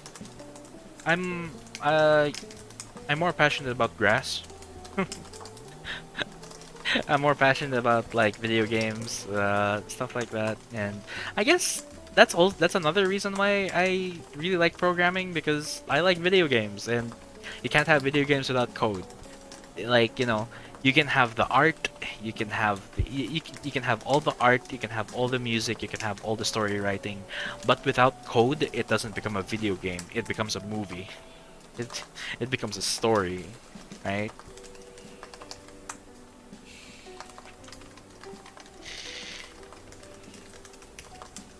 In order for even if we're not talking in even if we're not talking about computers, games in general, right? Games are an exercise. It's just a fun little way to make an exercise. And then you have rules. You have an objective, and then you have rules, right? So you're more the video game part of coding rather than the robotics one? I guess, yeah. I'm more of a software developer rather than a hardware developer. So I'm sure like I can get into robotics if I wanted to, but it just so happens that like my specialties and my skills have brought me to web programming. So here I am. I'm a web developer. Uh, I'm a web developer, scriptwriter, and locally I can just on my own. What I like to do is make repetitive work easier. Um, that's my third job. Like here's repetitive work, make it easy. That's what I do. Uh, so yeah, so repetitive work is a video game to me, really. You would have loved the software department club in my school, probably. Uh, would I love the development club, or would I be loved by the software development club? Is that you know? What are the other things I'm passionate about? I'm passionate about a lot of things. I'm just a very passionate person in general. I love theater. I love music, rock music, stuff like that. Play video games with your teachers in your free time to boot. Yeah, that's you can when I play a video game, right? Like it's one of those things where it's like if you become a filmmaker, if you become a person who's really good at making movies, the way when you watch a movie, it becomes different, right? Like you're gonna be like, oh, the camera angle like moved over here, and that's like a really good technique. Or like oh, the way they directed the scene, the way they wrote the scene is really powerful. It's a good thing that they timed it that way because of the way brains work, right? Like when you're a normal viewer and you have no idea how filmmaking works, it's just a movie to you, right? It's just a bunch of images moving in the screen, makes you feel a certain way, makes you interested in the story. But filmmakers see so many different things. It's like, oh man, the costume designs on set were perfect. It makes me really feel immersed in the story, something like that. Even something like makeup, right? Like, yeah, everyone has their own specialty. Everyone has their own like professions and stuff like that, right? What's up, Volker? Yeah. So, and for me, I guess in a weird way, is video games. The way it kind of started for me is like I'm not gonna say cheating, but it's like I used to have like a lot of weird games as a kid. Like I had this collection of weird games, and something I noticed when I was like really bored, instead of playing the game, I would like open up a folder. Like I would open up the folder, like what are these other files that the game comes with, right? And like I would open them up, and then like sometimes it would like come out of a notepad, and like, oh, how come this thing comes out of a notepad? And I would look at the values, and I'd be like, what happens if I change this value? And I'm like, oh hey, this thing became bigger in the game, or oh hey, I typed this thing, and then it actually came out in the game, stuff like that. And then like, oh hey, I can actually manipulate stuff from my games by just writing a bunch of stuff here in these files. So it's like, I guess that's how programming started for me. I was really young. What's this? Can someone check my request? Sure, what's your request? The test transfer request? Okay, fine, I'll do a test transfer. Okay, go back in progress, assign to me. Uh-huh. Go over here.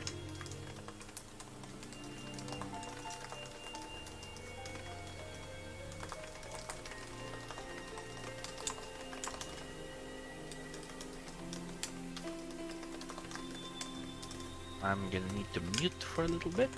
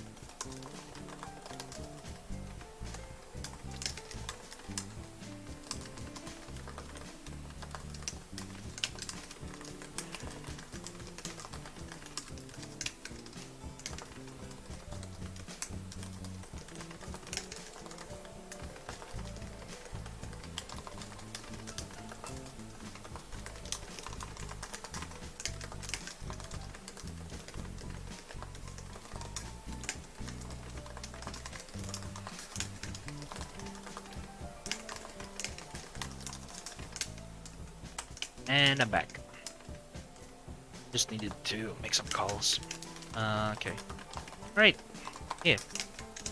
Uh-huh. Programming, software development, stuff like that. You know, just, yeah, I'm passionate about a lot of things. I'm passionate about piano.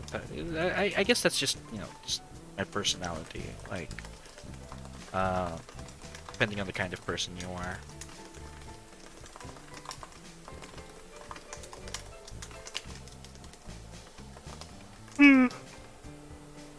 And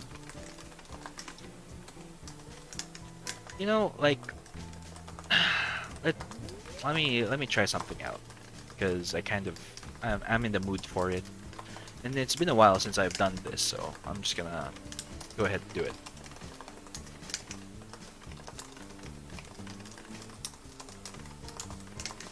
Okay. Uh-huh.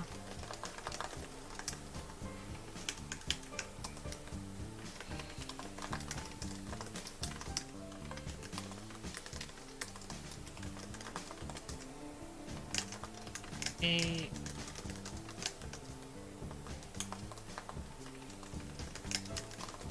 Right.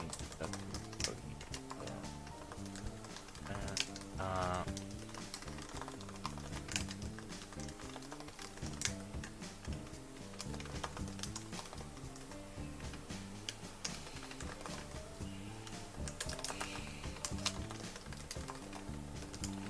where is it? Uh-huh. There we go. Yep, that's the right one. Okay. Oh, wait, what's this? Okay, just that then. Uh-huh. Where is this? This is the correct one. Okay, there we go. It's, huh? Let's just start with easy text. Just for fun. Why not? Okay, now I can just put that over there. I'm having a stroke just looking at it, I remember it too well. Yeah. I feel you, I feel you. I like typing tests, I don't know. Alright, here we go. Uh-huh.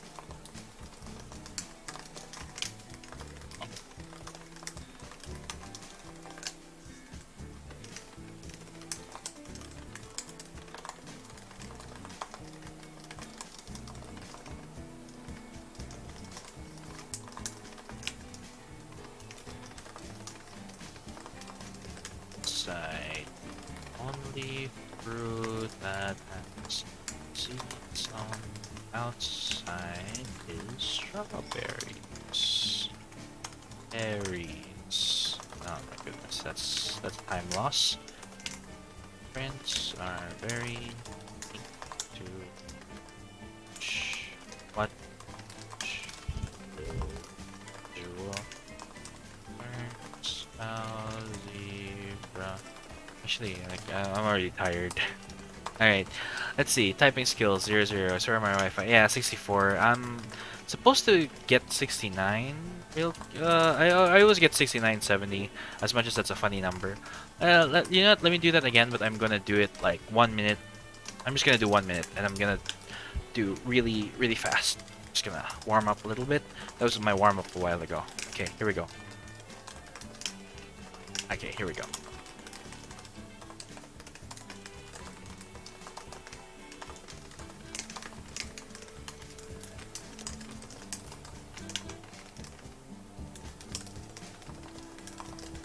I thought it was a knee.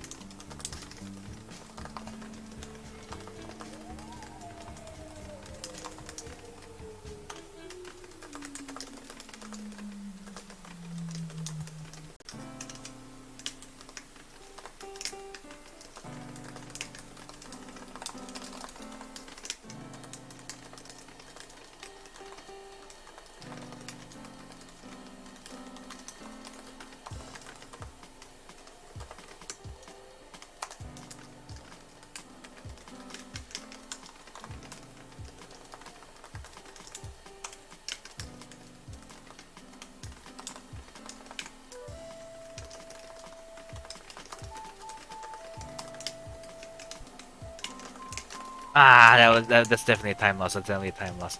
Ah, no, no, my typing speed has gotten lower over the years.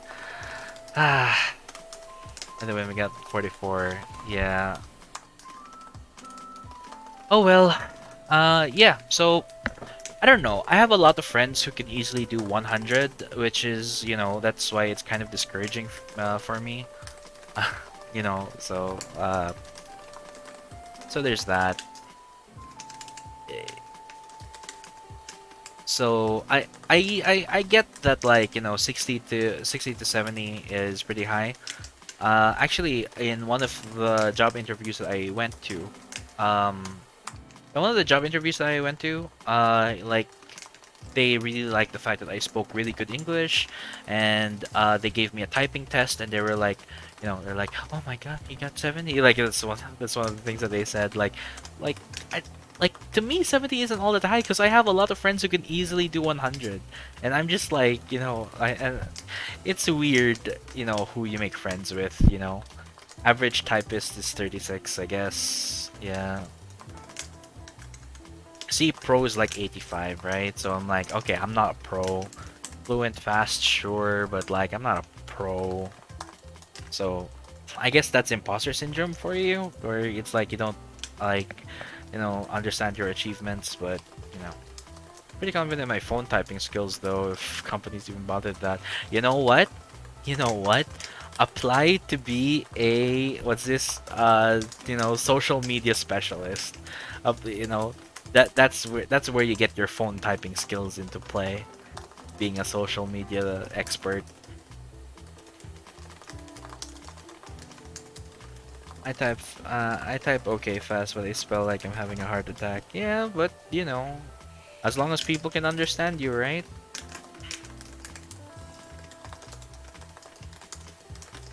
Who can we raid? Like, I'm not gonna end the stream just yet, but like, in theory, who can we raid? If your hands are fast, do you play rhythm games? A little bit. Little bit. I used to play Osu. I used to play I used to one of my favorite rhythm games is DJ Max on the PSP. I play Jubeat I played Jubeat in the arcade. Jubeat is really fun, and again, I play piano. Piano is its own rhythm game. Uh, yeah, dude, PSP. I'm sorry. I'm sorry. Is having a PSP too much of a boomer thing for you? Man. Yeah. But check it out, DJ Max on PSP. That was a really fun. Those were fun days.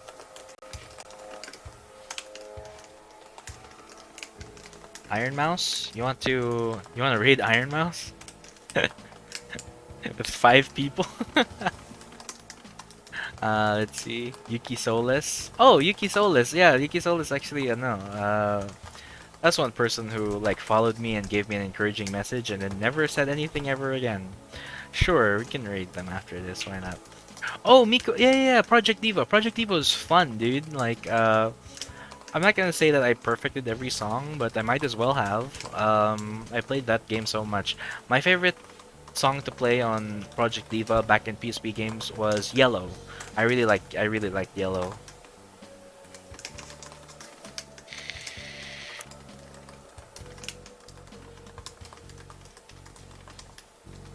I have Osu, but I don't know how to use it. Okay, yeah, Osu is just Osu's okay. It's just like you just have to download the songs in order to do anything. Oh, speaking of rhythm games, if I ever figure out a playlist that is, that is copyright safe, I'm definitely doing Beat Saber. Because Beat Saber is one of the best games for VR workout, and that's something I really need right now. Listen to Vocaloid songs? Old generation Vocaloid songs. So, my favorite song is Double Lariat by Luca. I mean, Miko also sang Double Lariat, but it's I really like Double Lariat. It says a lot. I listen to I can play it on piano. What kind of songs I listen to? When I was a kid, I pretty much only listened to like emo songs. You have your My Chemical Romance, you have your Simple Plan. So punk rock, emo bands, stuff like that. Your really sappy romantic stuff like from Secondhand Serenade.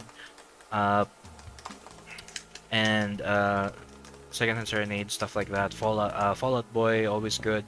I yeah, a lot. Uh, let's see what else was there. I've been listening to Never Gonna Give You Up. Yeah, dude, like, what's this? I was listening to Rick Astley back then, probably because, like, do you guys? I don't know if you guys know about this, and I'm pretty sure you don't. But like the way Rick rolling worked back in my day was people trying to search porn on YouTube. If you tried to search porn on YouTube, or especially hentai, like that, you would get you would get uh you would get Never Gonna Give You Up instead. That's how the Rick roll worked for me. The or at least anyone else who was trying to search. It was one of those things, right? Um, yeah. So the thumbnail of the video would probably be like a scene from a hentai and like a safe scene anyway, and then like you notice, oh, this is a 3-minute video. You know what it is. You know what it is. It's gonna be the Rick roll, Rick Astley, Never Gonna Give You Up. That's how it became a meme to me, and I don't see anyone ever referencing that happening now. The it's still there where it's like, oh, hey, you thought it was this video, but it's actually a Rickroll, uh, blue baller and a cock blocker, basically, right? And you still see that now, but it doesn't have that same impact as before. Bro, Australia Wi-Fi is 56 or worst or something. Well, can't be worse as the Philippines, and here I am being a streamer.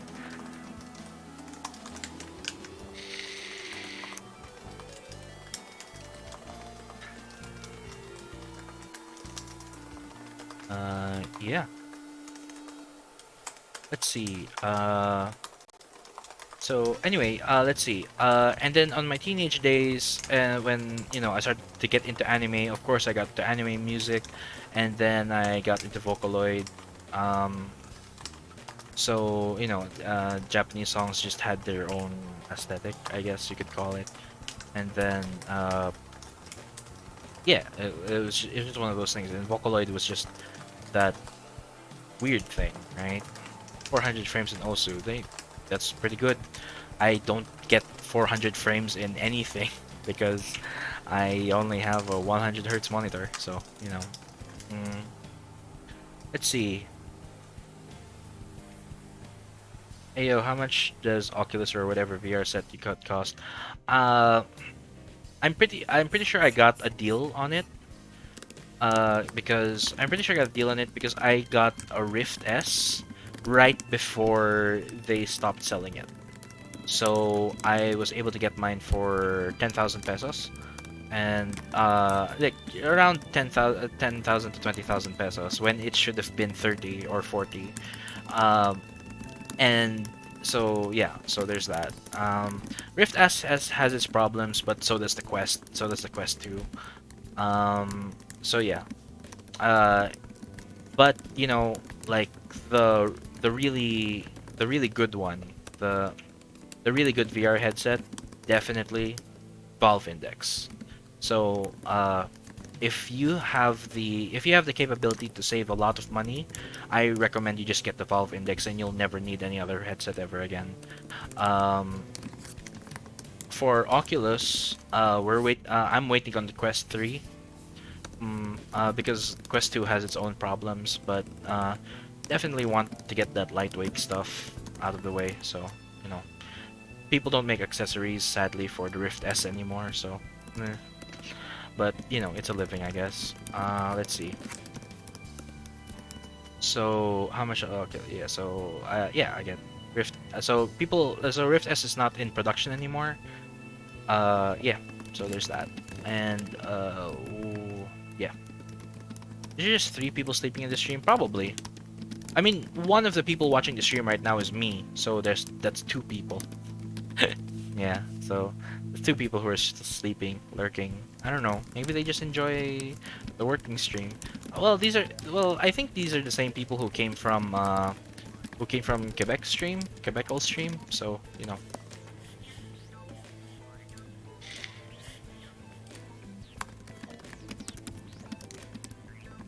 And then Rogosu. Enough Brain Cell Massacre. Let's talk about sports. I'm a nerd, so like I mean I can play basketball. I've talked about me being a thick boy, right? Like so I'm pretty thick. Uh no shame, I'm pretty fat right now, which is why I'm doing a lot of VR streams. But even if I lose a lot of weight, I'm still thick. I'm still a pretty thick boy. So just my normal body mass is that high. So when we're playing basketball, I'm usually center. I play center, so my job is to block the ball. I'm not that tall, but tall enough to be able to try to block the ball. And even though I am pretty heavy, I can jump pretty high. My legs are strong, dude. Uh, yeah, my legs are strong. Exactly, right? So, you know what I mean? Like, I would like even though I don't play that many sports, I'm pretty sure like if I lose a lot of weight, I would still be as thick as like volleyball, like people who play volleyball. People who play volleyball are pretty thick. You know what I mean? Like like I may be fat, but I'm pretty sure. But you know, I make it a thing to at least train my muscles. And the cool thing about being fat is like you have really strong legs, especially if you're the kind of person who walks around a lot, like me. Like even yeah, or carry myself around. Like yeah, it, it's a thing actually for people who like want their children to play soccer. That sorry, football. If you want your children to play football, you make them fat. You make them fat kids and make them walk to school, make them run, stuff like that. And what happens is because they're going to be used to carrying their own weight, they're going to have really strong legs, which is really good if you're going to be playing football. Um, yeah, see you around, Volker. Uh, yeah, so that's football. Uh, People tell me that because of my size, that I should have been it would be better if I was born in America and I would play American football. But you know, I was interested in baseball a little bit, but my 2 main sports, are table tennis and badminton. I really like racket games for whatever reason. Tennis is okay. Tennis is a lot more tiring for me, but I am a badminton and table tennis person. You will see that I have table tennis streams. Oh yeah, I play badminton. I really love badminton actually. I have a I have a racket that's rotting in the corner, sadly, because I don't have anyone to play badminton with. There aren't a lot of good badminton games in VR, so I guess table tennis. Uh, yeah, I have a nice middleweight racket. It's not heavy enough for me to. It's not that heavy for me to always be in the back. It's not too light that I'm always going to play front. I like playing front because I get to do more, I get to do more cool moves, so I can use a light racket. And also, since I'm a big person, like, there's just a lot more mass going into that. So if I wanted to make a power play, I could. I'm really good at controlling the shuttlecock. Let's just say that. Um, so when I play duos, even though with my build people think that I should be playing the back, and I can play back, but since I have a lot more fun playing in the front. Um, and then but most of the time I like to play solo. I enjoy playing solo more than I play. I like playing singles more than I play doubles. Man, I haven't played, I haven't played badminton in so long. I'm using video game terms. I'm using solo duo instead of singles and doubles. Yeah. So there's that. You know, there was this back in high school when I was playing badminton, right? Uh, People think because of my build that that I might be slow. People think that people think, oh hey, look, it's the fat guy. He's gonna be easy to beat because he's not agile enough. Like no, no. This is the thing. This is something I wish I could like add to my VTuber model. That I want to be able to express how much of a thick boy I am and how proud not proud. I'm definitely like not proud of being overweight, right? Like, but being fit and being able to being able to jump out of the way to catch a shuttlecock that was about to hit the corner of the thing. If that's not being fit, then I don't know what is, right? I know a lot of people who are overweight who don't play sports and don't do anything. Uh, yeah, I definitely have like a mix of fat and muscle, which just makes me even more of it just makes me even more thick, right? Because I eat a lot, so I'm not gonna be here and be like, oh, I'm not fat, I'm big boy. I'm not gonna be that guy. I'm definitely fat, right? Especially after Christmas, after New Year. I'm definitely fat, right? But I make do. Like the whole reason why I'm doing VR streams is so I can lose a lot of weight and then, entertain people at the same time. Half-Life Alex sadly is not the kind of game that what's this? You play singles or doubles of badminton? I prefer playing singles. I prefer playing singles, but most of the time I play doubles because it's like a lot of people are playing badminton whenever we go to the thing, so I might as well. Again, I like playing front. I like playing front and doing tricky plays, doing control plays, rather than being in the back and always just smashing the whole time. I guess when I'm stressed, I like playing in the back so that I can like just put all my strength into hitting the shuttlecock. But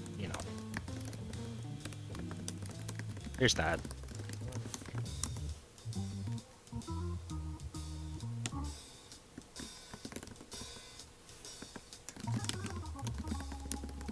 Let's see.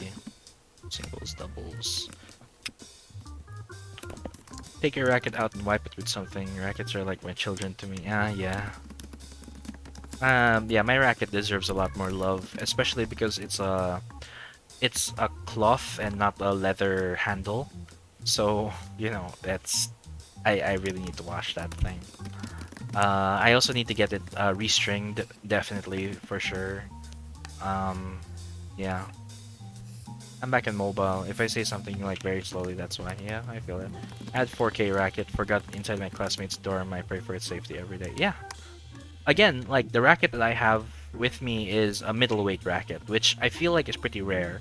Most people, when they get a racket, they're like, "Oh, okay, I'm gonna go lightweight because I play front, or I'm gonna go heavyweight because I'm gonna play back." I have middleweight, so I'm very flexible, and it also reflects on the way I play because I'm going to play singles most of the time anyway. I need to be able to adapt if the shuttlecock is going to be in the front, shuttlecock is going to be in the back, if I'm going to smash it or if I'm going to control it. It's very nice that I have a middleweight racket. Um, and that racket was expensive because I bought that in Bahrain back when I was living in Saudi anyway. So yeah, so a lot of memories with that one. I'm just glad it's not bent or anything like that. Rubber grips are better than cloth. Yeah, your hands can get sweaty. Yeah, they force that on the thing. Most people use rubber. Yeah, probably should use rubber. I guess I just hang on to this one because I guess I could remove the cloth and then replace it with rubber. Um, because I still want that. I still want that titanium grip. Like, and also it's an expensive racket, so it's like, you know, I might as well. Um, yeah. Most people in varsity use rubber, yeah. Most people in varsity use rubber. If you know what I mean. uh, hmm. So, hey man, people who play sports get a lot of action. What can I say? I don't play a lot of sports, sadly. I don't play varsity. I don't play varsity. There wasn't a varsity. Oh man, I wish my school had varsity. My college had varsity. They were kind. My school is kind of like, oh, like people should not be like, you know, playing, like, you know, be able to go through school because just because they're good at sports. Like, as much as I agree with that, I wish it wasn't the case because I would have loved to be a scholar and play badminton. But, you know, that's not how the cards were dealt.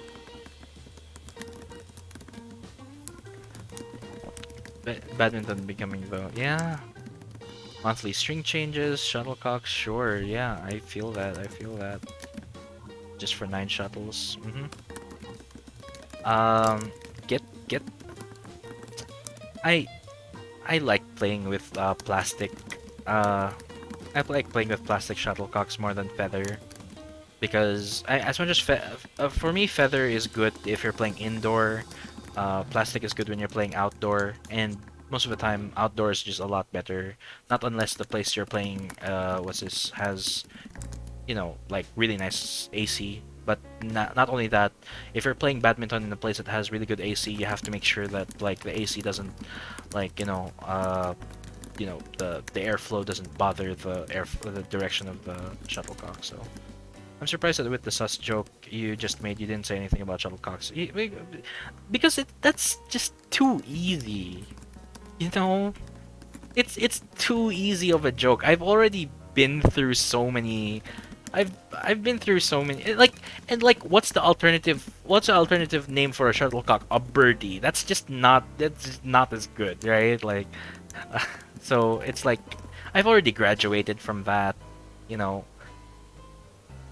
Yeah, I've already graduated from that. I'll let people who are new to badminton make that joke about shuttlecocks and birdies, but you know, like I'm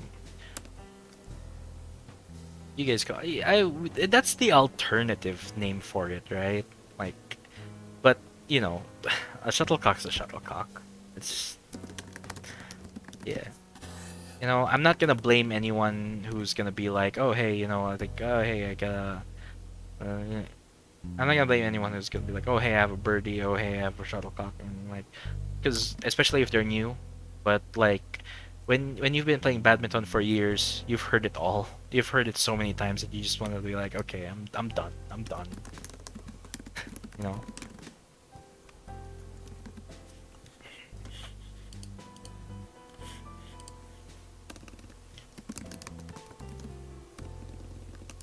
And sports.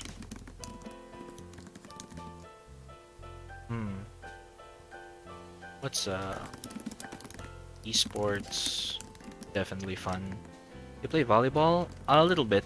I played volleyball in high school as a subject, and don't sell yourself short, Walker. Uh, yeah, was this? I played volleyball as a subject in school, and I guess I was pretty good at it. I was good enough. And I enjoyed the game, but but not not. I don't play volleyball like as a, how do you say this? I don't play volleyball as a sport. I'd rather like try to get uh I'd rather try to get to playing how do you say this? Yeah, what's this, badminton whenever I can, or table tennis. Something I don't understand: table tennis, ping pong, doubles. I'll never understand how to play that. As much as I love table tennis, I'm like, no, please, I need to be in a singles game. I do not have the capability of like, cooperating with someone in a really small table. Can I cooperate with someone in a, in a badminton court? Yes, I can do that. But, what's this? Coordinating with someone in a really small table, like playing ping pong? No, no. I'm a big person. Like I'm just gonna I'm a hindrance to whoever I'm playing with.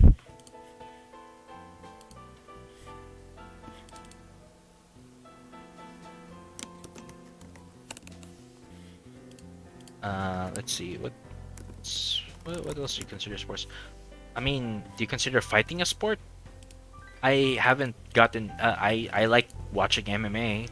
I do a little bit of MMA training as part of exercise, but table tennis throws me off. I expect the ball to be heavier, but I'm met with a hollow egg, and the ball ends up out of the wall. Ah, yes. The point of playing table tennis where you learn to control your power. Yeah. I went through that as a kid. It was like, being a big kid and then, like, usually like, put using strength in a lot of stuff that I do, and then learning to play table tennis, and it's all about the control. It's all about controlling your power, right? You will see me reference and say that a lot in my table tennis stream. I'm not sure if the Racket Fury stream is still up or if that's already expired, but it's over on YouTube. I put all my VODs on YouTube if you ever wanna see that. But yeah, like it's all about control. And I guess that yeah. Yeah. I guess what's this? My parents were really big into bowling, so I can't bowl for shit though.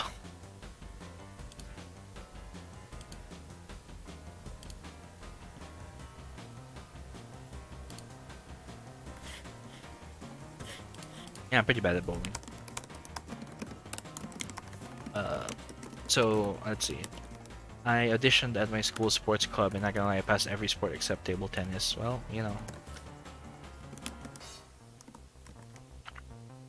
almost cried. Aww. Wait, so what kind of sports club needs you to be good at every sport? What kind of sports club needs you to be good at every sport? I thought like sports club is like, oh hey, we're all like, we all have our own main sport. Like, what is this? I wish I had a fighting sport. That would be nice. Um, it would be nice if I got into. It would be nice if I got into MMA as a kid. Like, yeah, put my thing to use.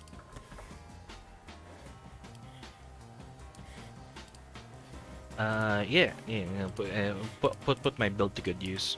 Don't play table tennis in a long time. No, yeah. Oh hey, we have like 7 people watching the stream right now. What's up? How you doing? How you guys doing? If you want to lurk, you can feel free to lurk. But I'd appreciate it if somebody said something in the chat. Let's go ahead, only 540 students because not a lot can get in, so students are spread thin clubs. Yeah, feel that. So all the more reason for you to like, be in a club that like, you know, why are they trying to overqualify you in a sports club if you just have too few students in your school, right? Doesn't make sense. It's like you like sports? Name every sport.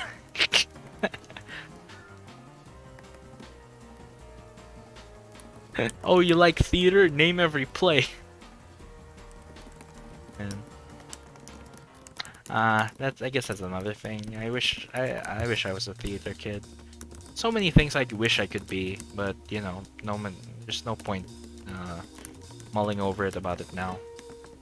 Right now, I can just say I'm an okay programmer, I guess. Ask that too until I experience how hard the training regimen was. Yeah, yeah. I'm sure, I'm sure. That's so weird. Are you still No, you're not talking about UP though. I don't know if people in UP put effort into their sports. I'm not sure about that.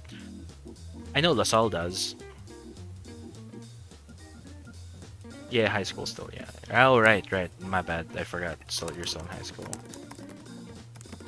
Dude, you're still in high school. It's almost 5 a.m. What you do? What you doing? Um, let's uh, hmm.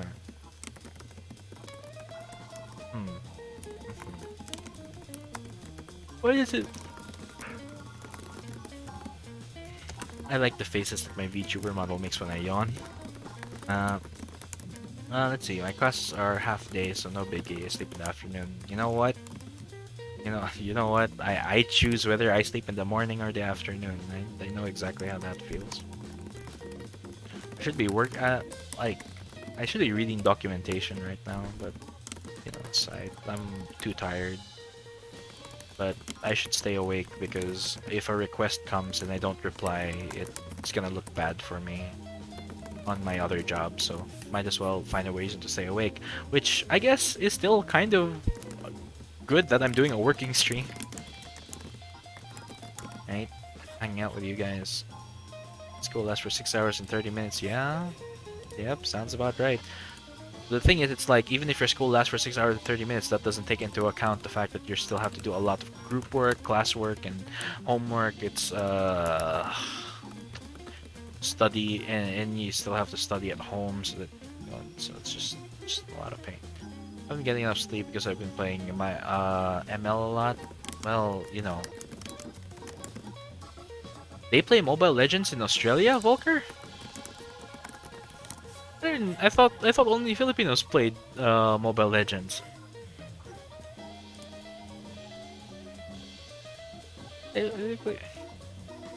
Oh, actually, you know what?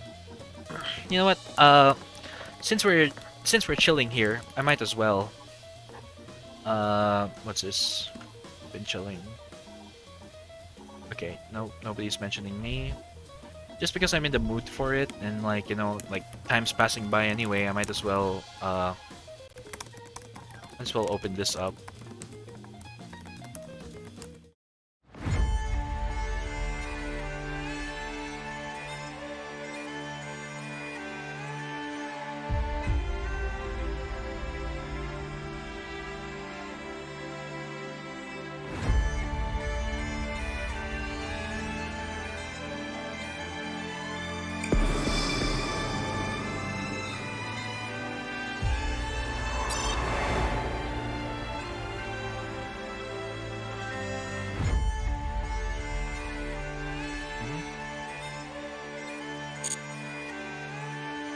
Like I guess I'll just like play a little bit of Yu-Gi-Oh, just so I can get past the solo mode and be able to buy cards. Um, so I guess I'll change the title of this and be like, okay, let's Yu-Gi-Oh. Let's see, uh, do solo mode.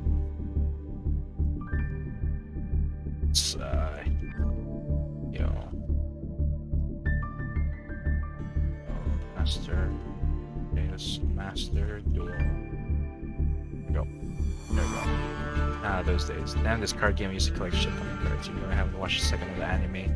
Yeah, nobody knew how to play Yu-Gi-Oh! Because Yu-Gi-Oh! Is a very complicated game. That's why people usually just play the... Yeah, people just usually play the video games because, you know... Wow, I was able to complete missions even though I haven't played? What? That doesn't make any sense. I have... What is this?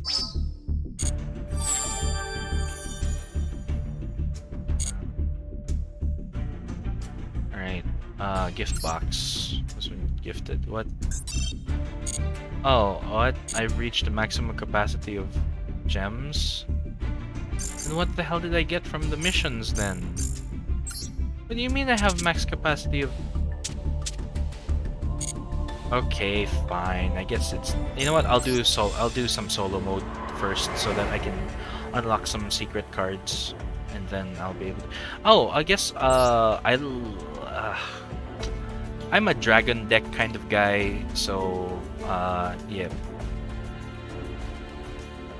I guess Gem Knights are nice. I just really miss my dragons, dude, and none of the solo things looks like it's gonna be dragons. You know what? I'll try going for the Yugioh deck, now that that's there. Here's digital bugs. Okay, let's see what's gonna come up. Harakiri. Okay, I really like Yugioh, so I guess I'm spending my gems on Gladiator Beasts and Yugioh. For now, I'm just going to just finish this because I'm really annoyed because yeah, let's see, my deck, I already acquired that, so edit deck. Let me just make sure what my deck is, because Supreme Dragon, I can summon that just like that. Add one Supreme Gate. Okay. From Pendulum Monster, Supreme Gate King. Do I have related cards? Supreme Gate King. Do I have? I don't even have Supreme Gate King. Where? Wait, so why do I have this? Okay, so I got that so that I can just get a card even if this is in the graveyard. Okay. Okay, so that's that. There's an episode of the game where the person was warring the card in a brick-like thing. Most people like me had C4 on him. As suicide. What? What? What are you talking about? There's an episode. Oh, episode of the game Yu-Gi-Oh. Okay.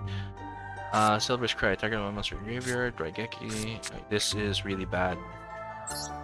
Okay, at least I can do that to to attribute one monster. Sure, I'll do that later. So just put that there. I have no monsters. I really need monster cards.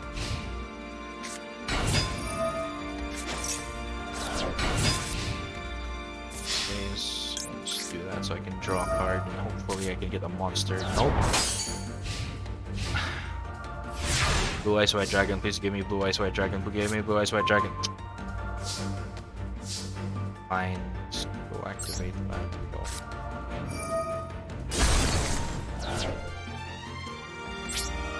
Blue Eyes White Dragon, give me Blue Eyes White Dragon. I really need Blue Eyes White Dragon right now. Okay, yeah, I can't do anything about that. Oro! Buster Dragon, that's pretty good. You can banish this card face up and on. Okay, so he doesn't have this engine at all, so it's just battle, I guess.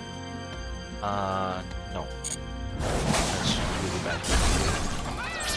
There's probably some cards that he has that's good if this thing is in the graveyard, so it's not the end-all be-all. Why did you put it in attack position? When this card's on summon, you can add one Gem Knight monster from the deck to your hand. Well, this thing is not going to So it's better if I use that to destroy something that he's going to put up later.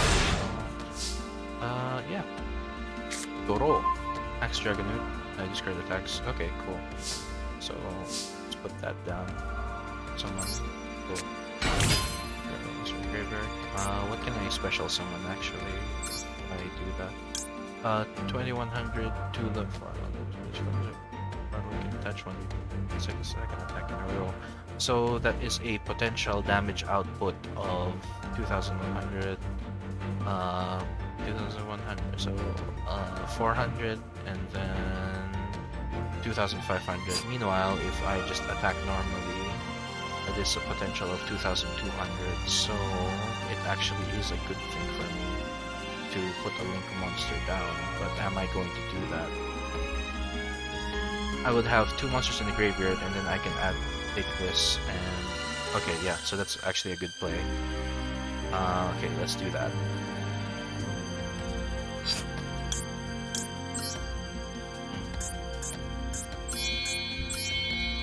Face up, attack position, inside the deck, and put that there. Oh, I could... oh, no, I want to... Okay, so... Oh, that was a set card? Okay, fine, it's fine. It's fine. And the card just started the battle, so I get option to activate. Attach, one card to be attached. That over there. Then, can I activate? Oh, nice. Actually, this is actually cool. Oh, the Haunted. Dragon. Him up there. Attack. Dragons are just really simple way to play Yu-Gi-Oh.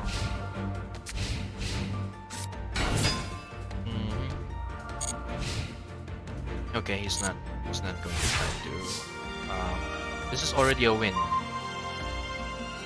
If you control a dragon monster, and if you do, inflict 500 damage to its controller. So, spell trap card on the field. So, defense position. Yeah, I could end it right now with Raigeki. I know, why not? Go ahead. No. Battle phase. Go! Buster Dragon! Dancing Buster Dragon! Let's go!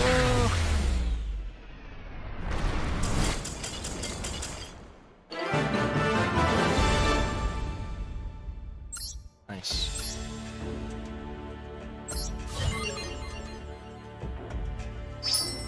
Gem action. Lock. It's fine. Let's go. Okay, so I already unlocked the Pyro Warriors. So eventually try to fight one by one. It's fine. Oh, nice, I can skip. You know what? It's fine.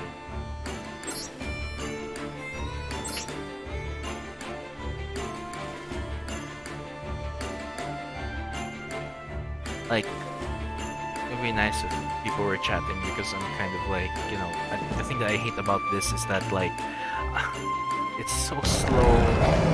First I wrote the confident counter, great, and they eventually fused. Okay. Other reasons to grow more powerful by a long time. Or even evolve themselves. Okay.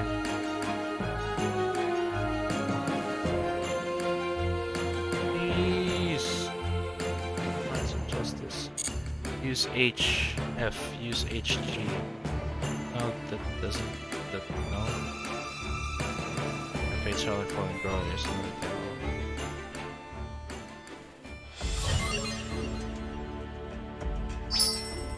Gem Knight's Resolution. Okay.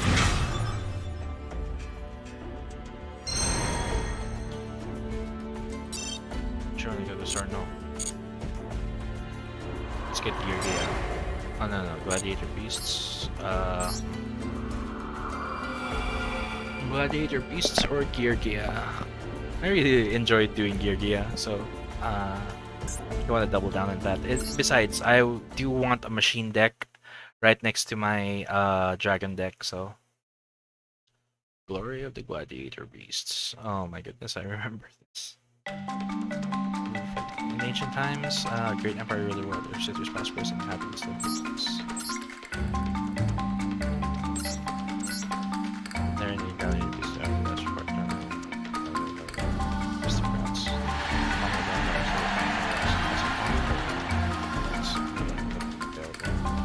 Policy of private crowds are loud and praise, but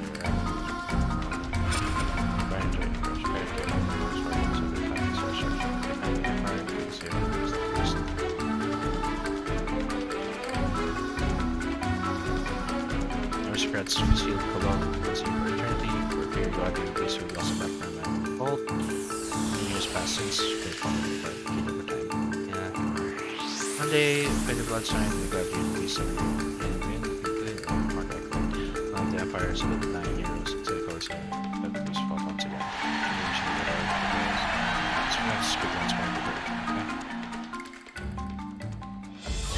At least it's faster to go through those now.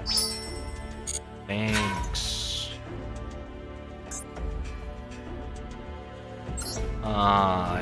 I really hate doing the practice decks, man. I really hate these segments. Okay, here we go. It makes you glad to be allow you to return them to the deck after the battle phase. If they're very smart, but you know, like polymerizations, special summon Gladiator Beast, you can simply special summon them, return your house or field to your deck.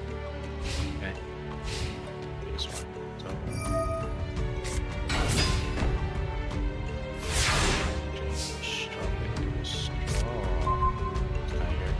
Control face up Gladiator Beast monster, you can special summon this card from your hand. You can tribute this card to target one Gladiator Beast monster and control shuffle that target to the deck. Okay. Cards in your hand. Start by activating the Gladiator rejection. Okay, go.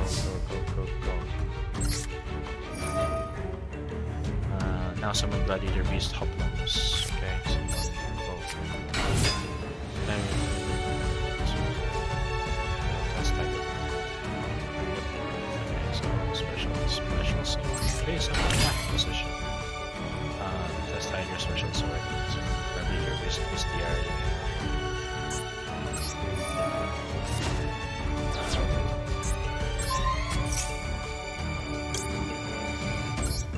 I remember you.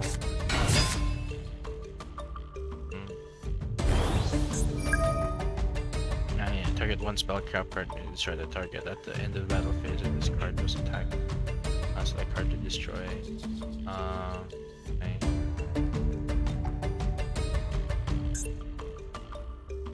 I can then target the other card if it's too good. Of course, I want to deactivate the effects of the protection. Yes.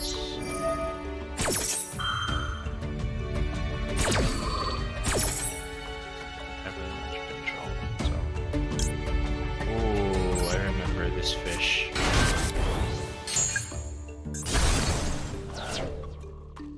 I remember this fish. So.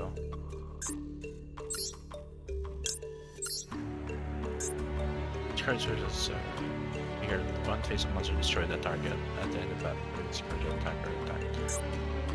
Okay. Return these two monsters. Both. This attack position after. So a special summon Gladiator using cards. Destroy two of your opponent's cards in the field and using cards.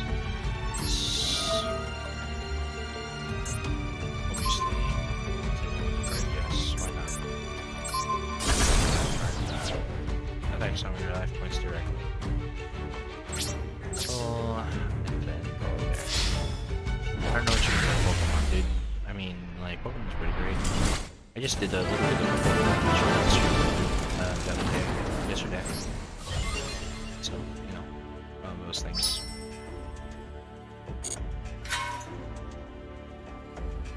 Okay, that's, my goodness, I have to use the Boner deck. No.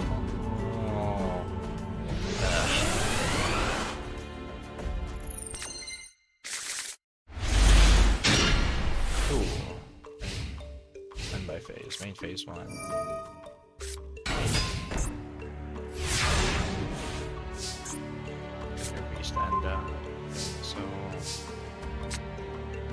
discard a special summon.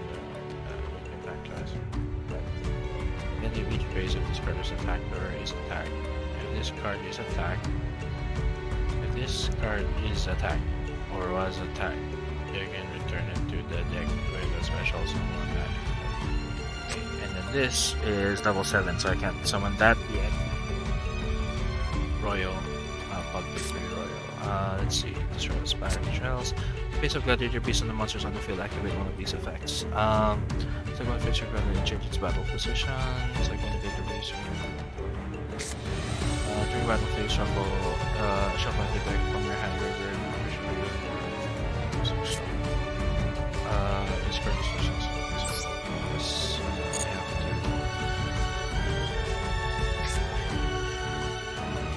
Change its battle position.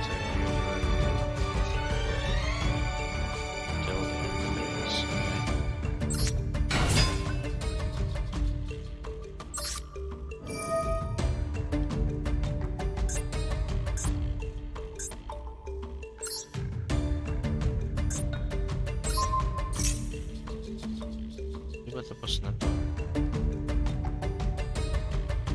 If Yugioh Care setup, yes, that's already done. Yes, that's already done.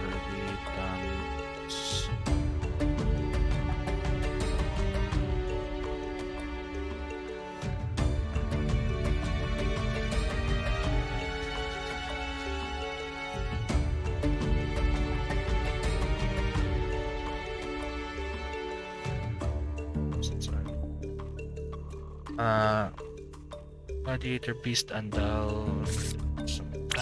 I'm gonna be in school soon. Alright, man. See you around. Special summon. What can I special summon? 2 Gladiator Beasts. Must first summon shuffle the cards you control into the deck. You cannot discard. If this card is attacked, card is attacked or was attacked. Okay, so 2 Gladiator Beasts. 2,500, so 1,600, 1,900. 2 Gladiator Beast monster. Cards above manage them. Okay, and then 2 Gladiator Beast. This card is like someone you can add 1 card. Each from your deck to your hand. If this card is like someone you can add 1 card from your deck to your hand. Target 1 Gladiator Beast. Gladiator Beast monster you control shuffle. I can do that later, I guess. Actually, discard to discard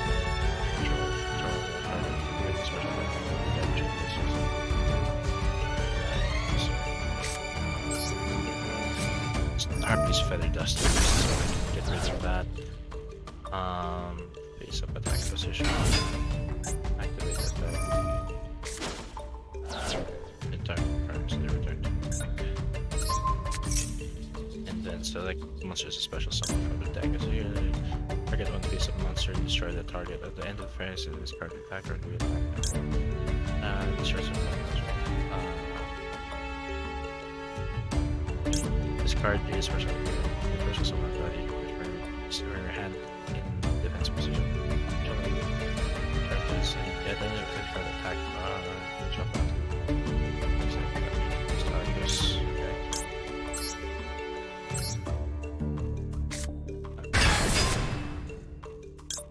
Optional. And then you enter the battle phase of this card. You can summon. You can special summon 1. From your hand in defense position.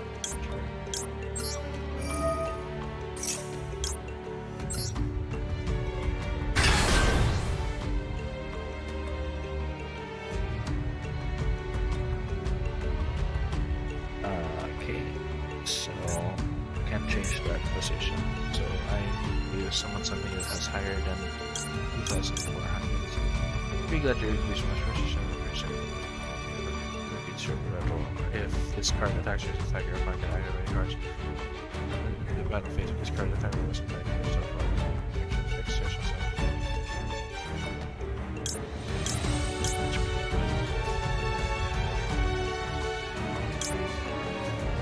Hey, okay, 2 Gladiator Beasts, 3,500. It's per turn when your opponent activates a monster effect. Your opponent activates a monster effect. So I don't need that, but it's really nice.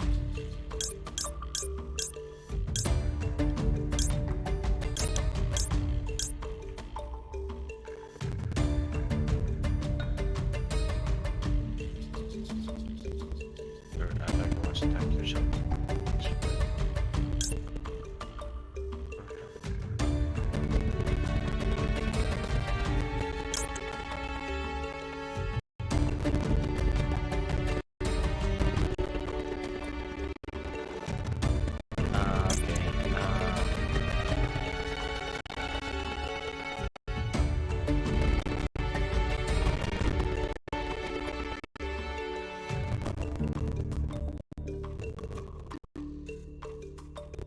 So either 3,500 or all of them, or 3,100.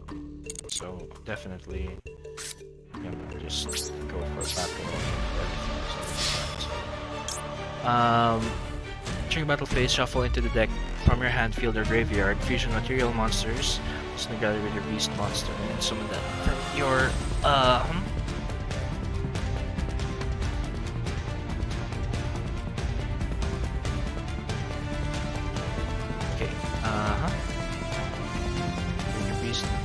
let's see. You can declare attacks that turn you activate this card except for the your beast monsters.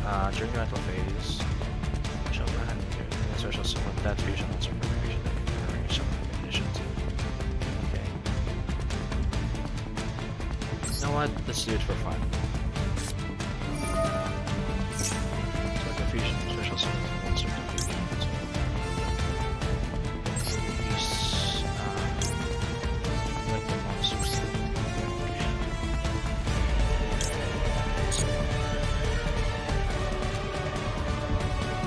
Something that's higher than the second.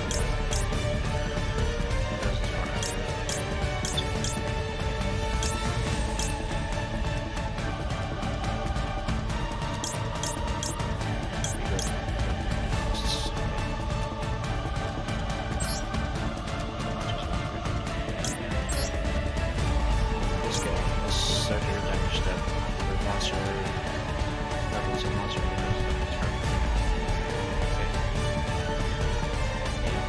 battle phase of this card battle.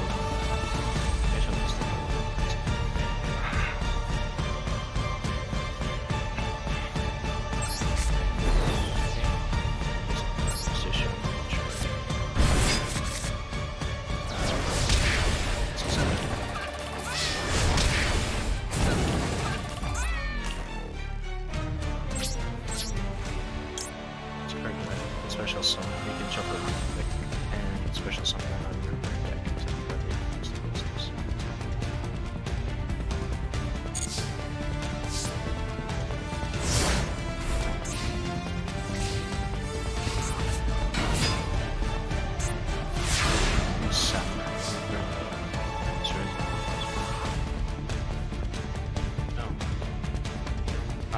Gladiator Beast.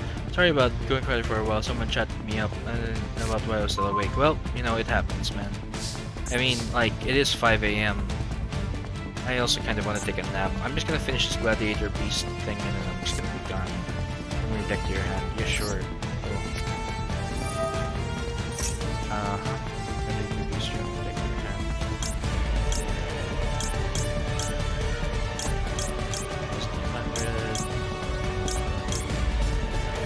This card is destroy the target at the end of the phase and spend the cycle. I guess, yeah, that would be nice because. Oh, I'm putting it in the graveyard? I didn't know that. Oh, never mind.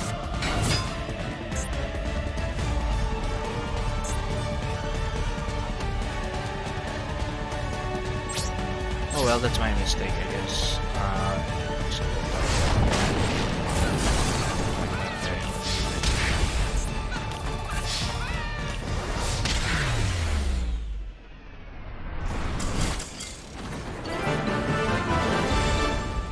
And then, if the guy is still there, I guess we can raid him.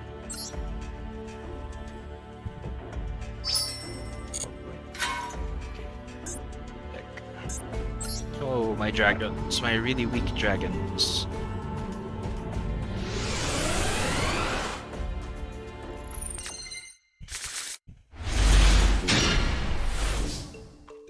By the way, what time does Kebekel stream usually? I take it from you that you often broadcast during early mornings.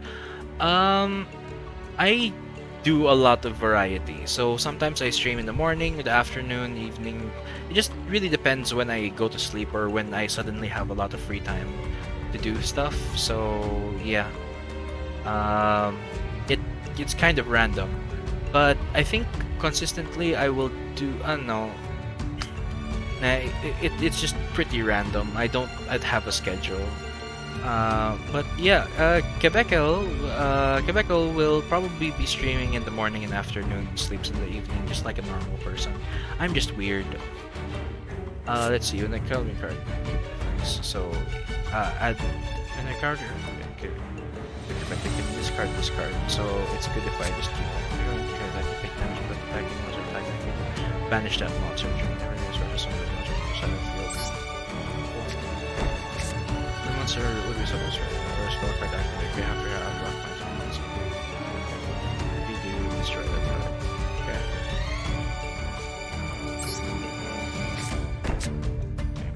And then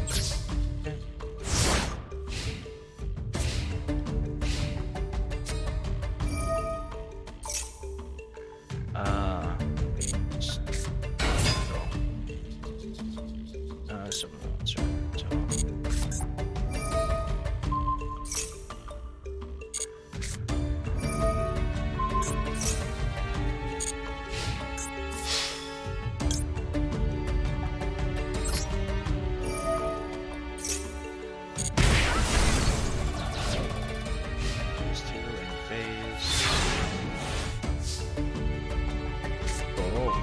Wow.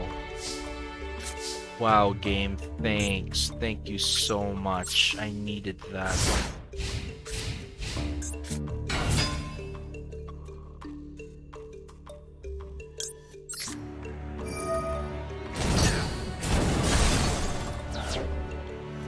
Face up attack position, of course. Change.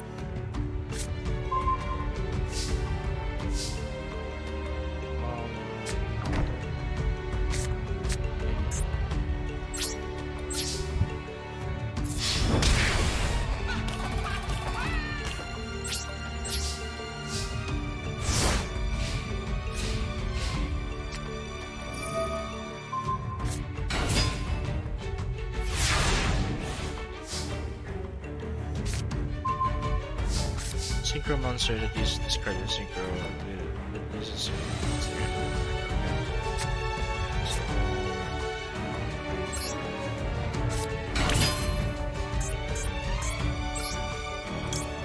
junior plus not junior. And with the tax this round, so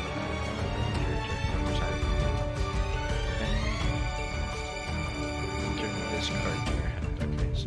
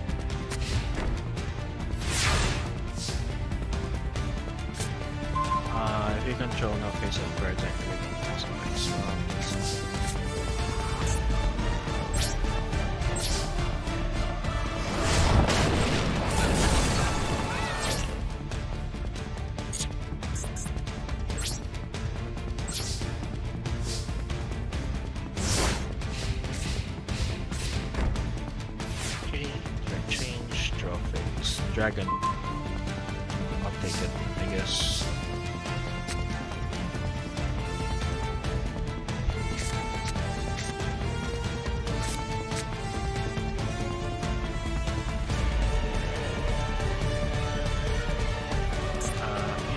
Battle and looks like I'm not gonna get Yugioh soon, so I'm just going. So after this, I'm just gonna pull for Gladiator Beast since I like the Gladiator Beasts anyway. So level up. Go.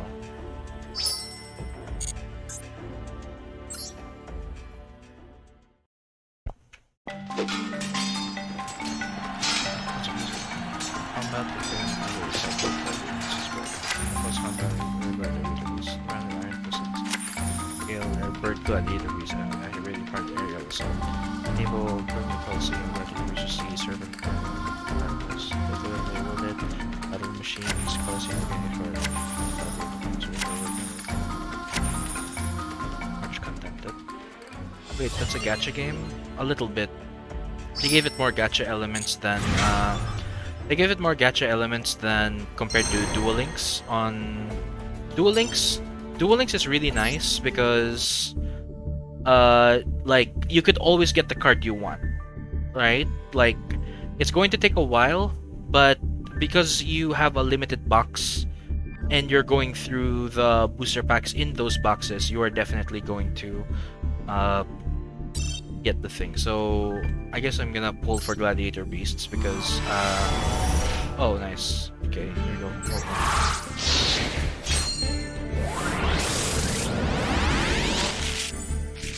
Okay, so let's see. Checkmate. Jepy to an Arc Fiend, Cyber Dark. Ooh, I'm definitely gonna do so. Dinosaur type, attribute one ninja, and important declares a direct attack. You can special summon this card from your hand. If you do, change the attack to this card and proceed that. If this card is special summoned by the effect of Gladiator Beast monster, this card can be destroyed by that battle. If this card is summoned, special send one Gladiator Beast from your deck to the graveyard. But this card, I don't know, like battle deck. This card is special summoned by the effect of Gladiator Beast monster. You can select one Gladiator Beast monster from your deck. You should deck your graveyard. Authorities until end phase. Until the end phase, this card's levels become the name and same as the monster used to graveyard. And in the battle phase, the card. This card's just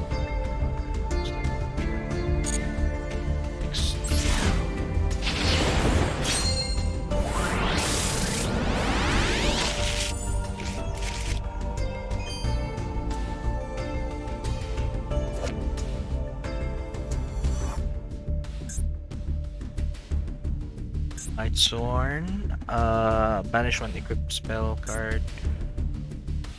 Well, Buster Blader.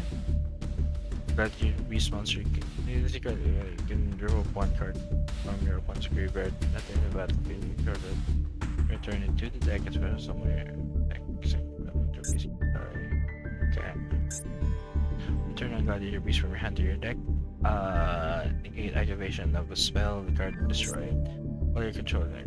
Sponsor all events your controllers are called or attack a fable once per turn you can shuffle them. Okay. Next.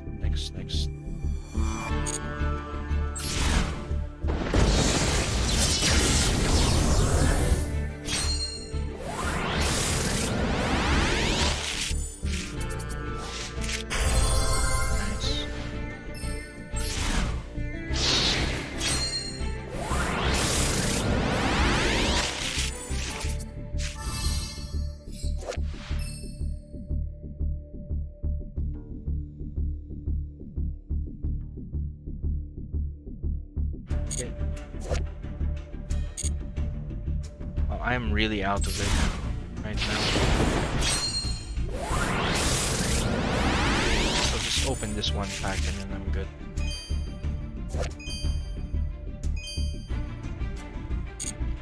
What's this?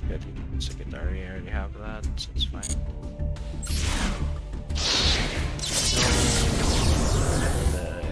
super rare.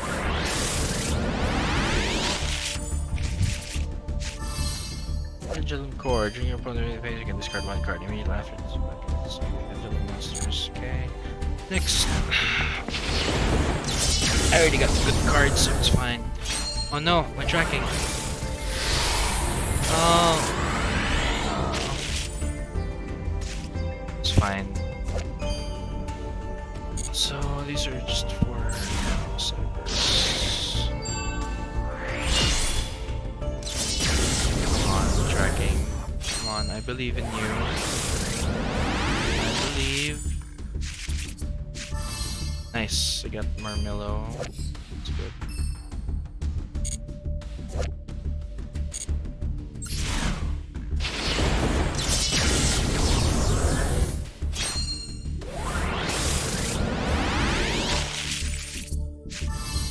Rose Lover. Oh, nice. Well, I don't have a plant deck right now, so card pack. What's this? What card pack? Select a card pack. Valiant, Gladiator Beasts, Guardians of the Sea, Dreadnought Advance. Yes. Card will not be able to return to the screen. I mean, the Gladiator Beasts are pretty cool, but... Wait. Jet Black Rose? Oh, plant deck! Definitely. Oh! Yes, I do want that.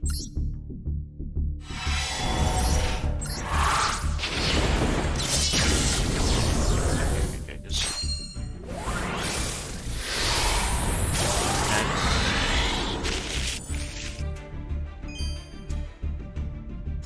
I'm not gonna know any of those.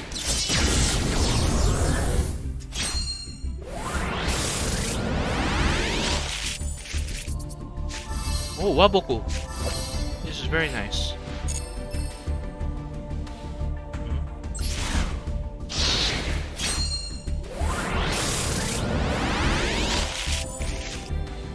Ancient Gear Knight, that's always good. Red Rose Dragon. Rosaria, very good. Yes, you are.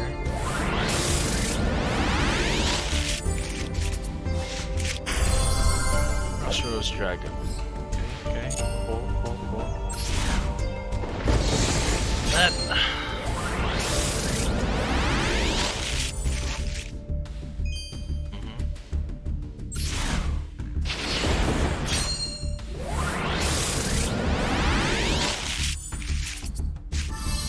Zephyr Province, good draw.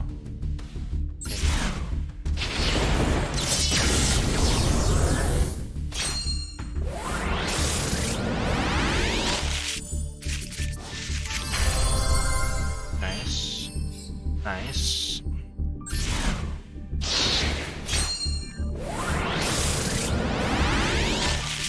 Okay, what's this? Hero lives. Okay.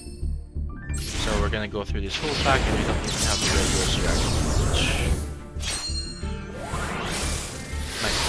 would be nice. Nope. Rose Return. Oh, nice, you are. Let's see if this is the one. This is the one. Rose Archer is very good. Tornado Dragon.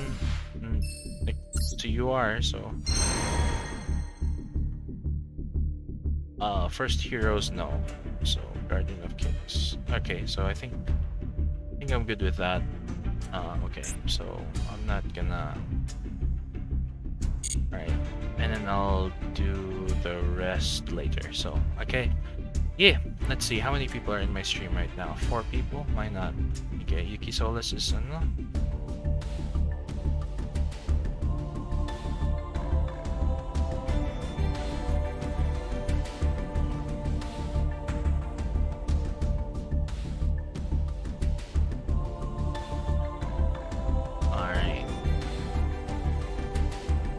See what this guy is up to.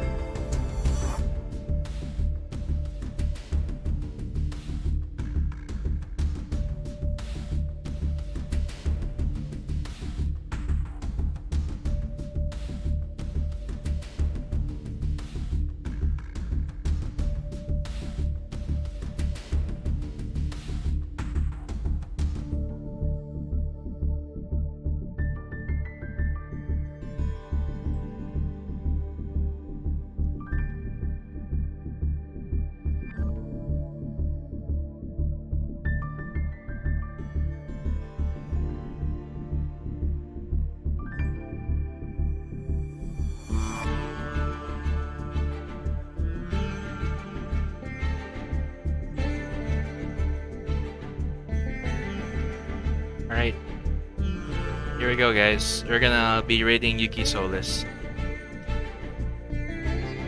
Even though he didn't pronounce my name well. Alright. Okay. I want to see his reaction after we raid him with just a few people. Alright. Anyway, yeah, that's gonna be it for me, guys. I'm gonna see you soon in a little bit. I'm just gonna rest my eyes and then I'm gonna like, you know, like, anyway, let's go. You guys can raid now. Let's go.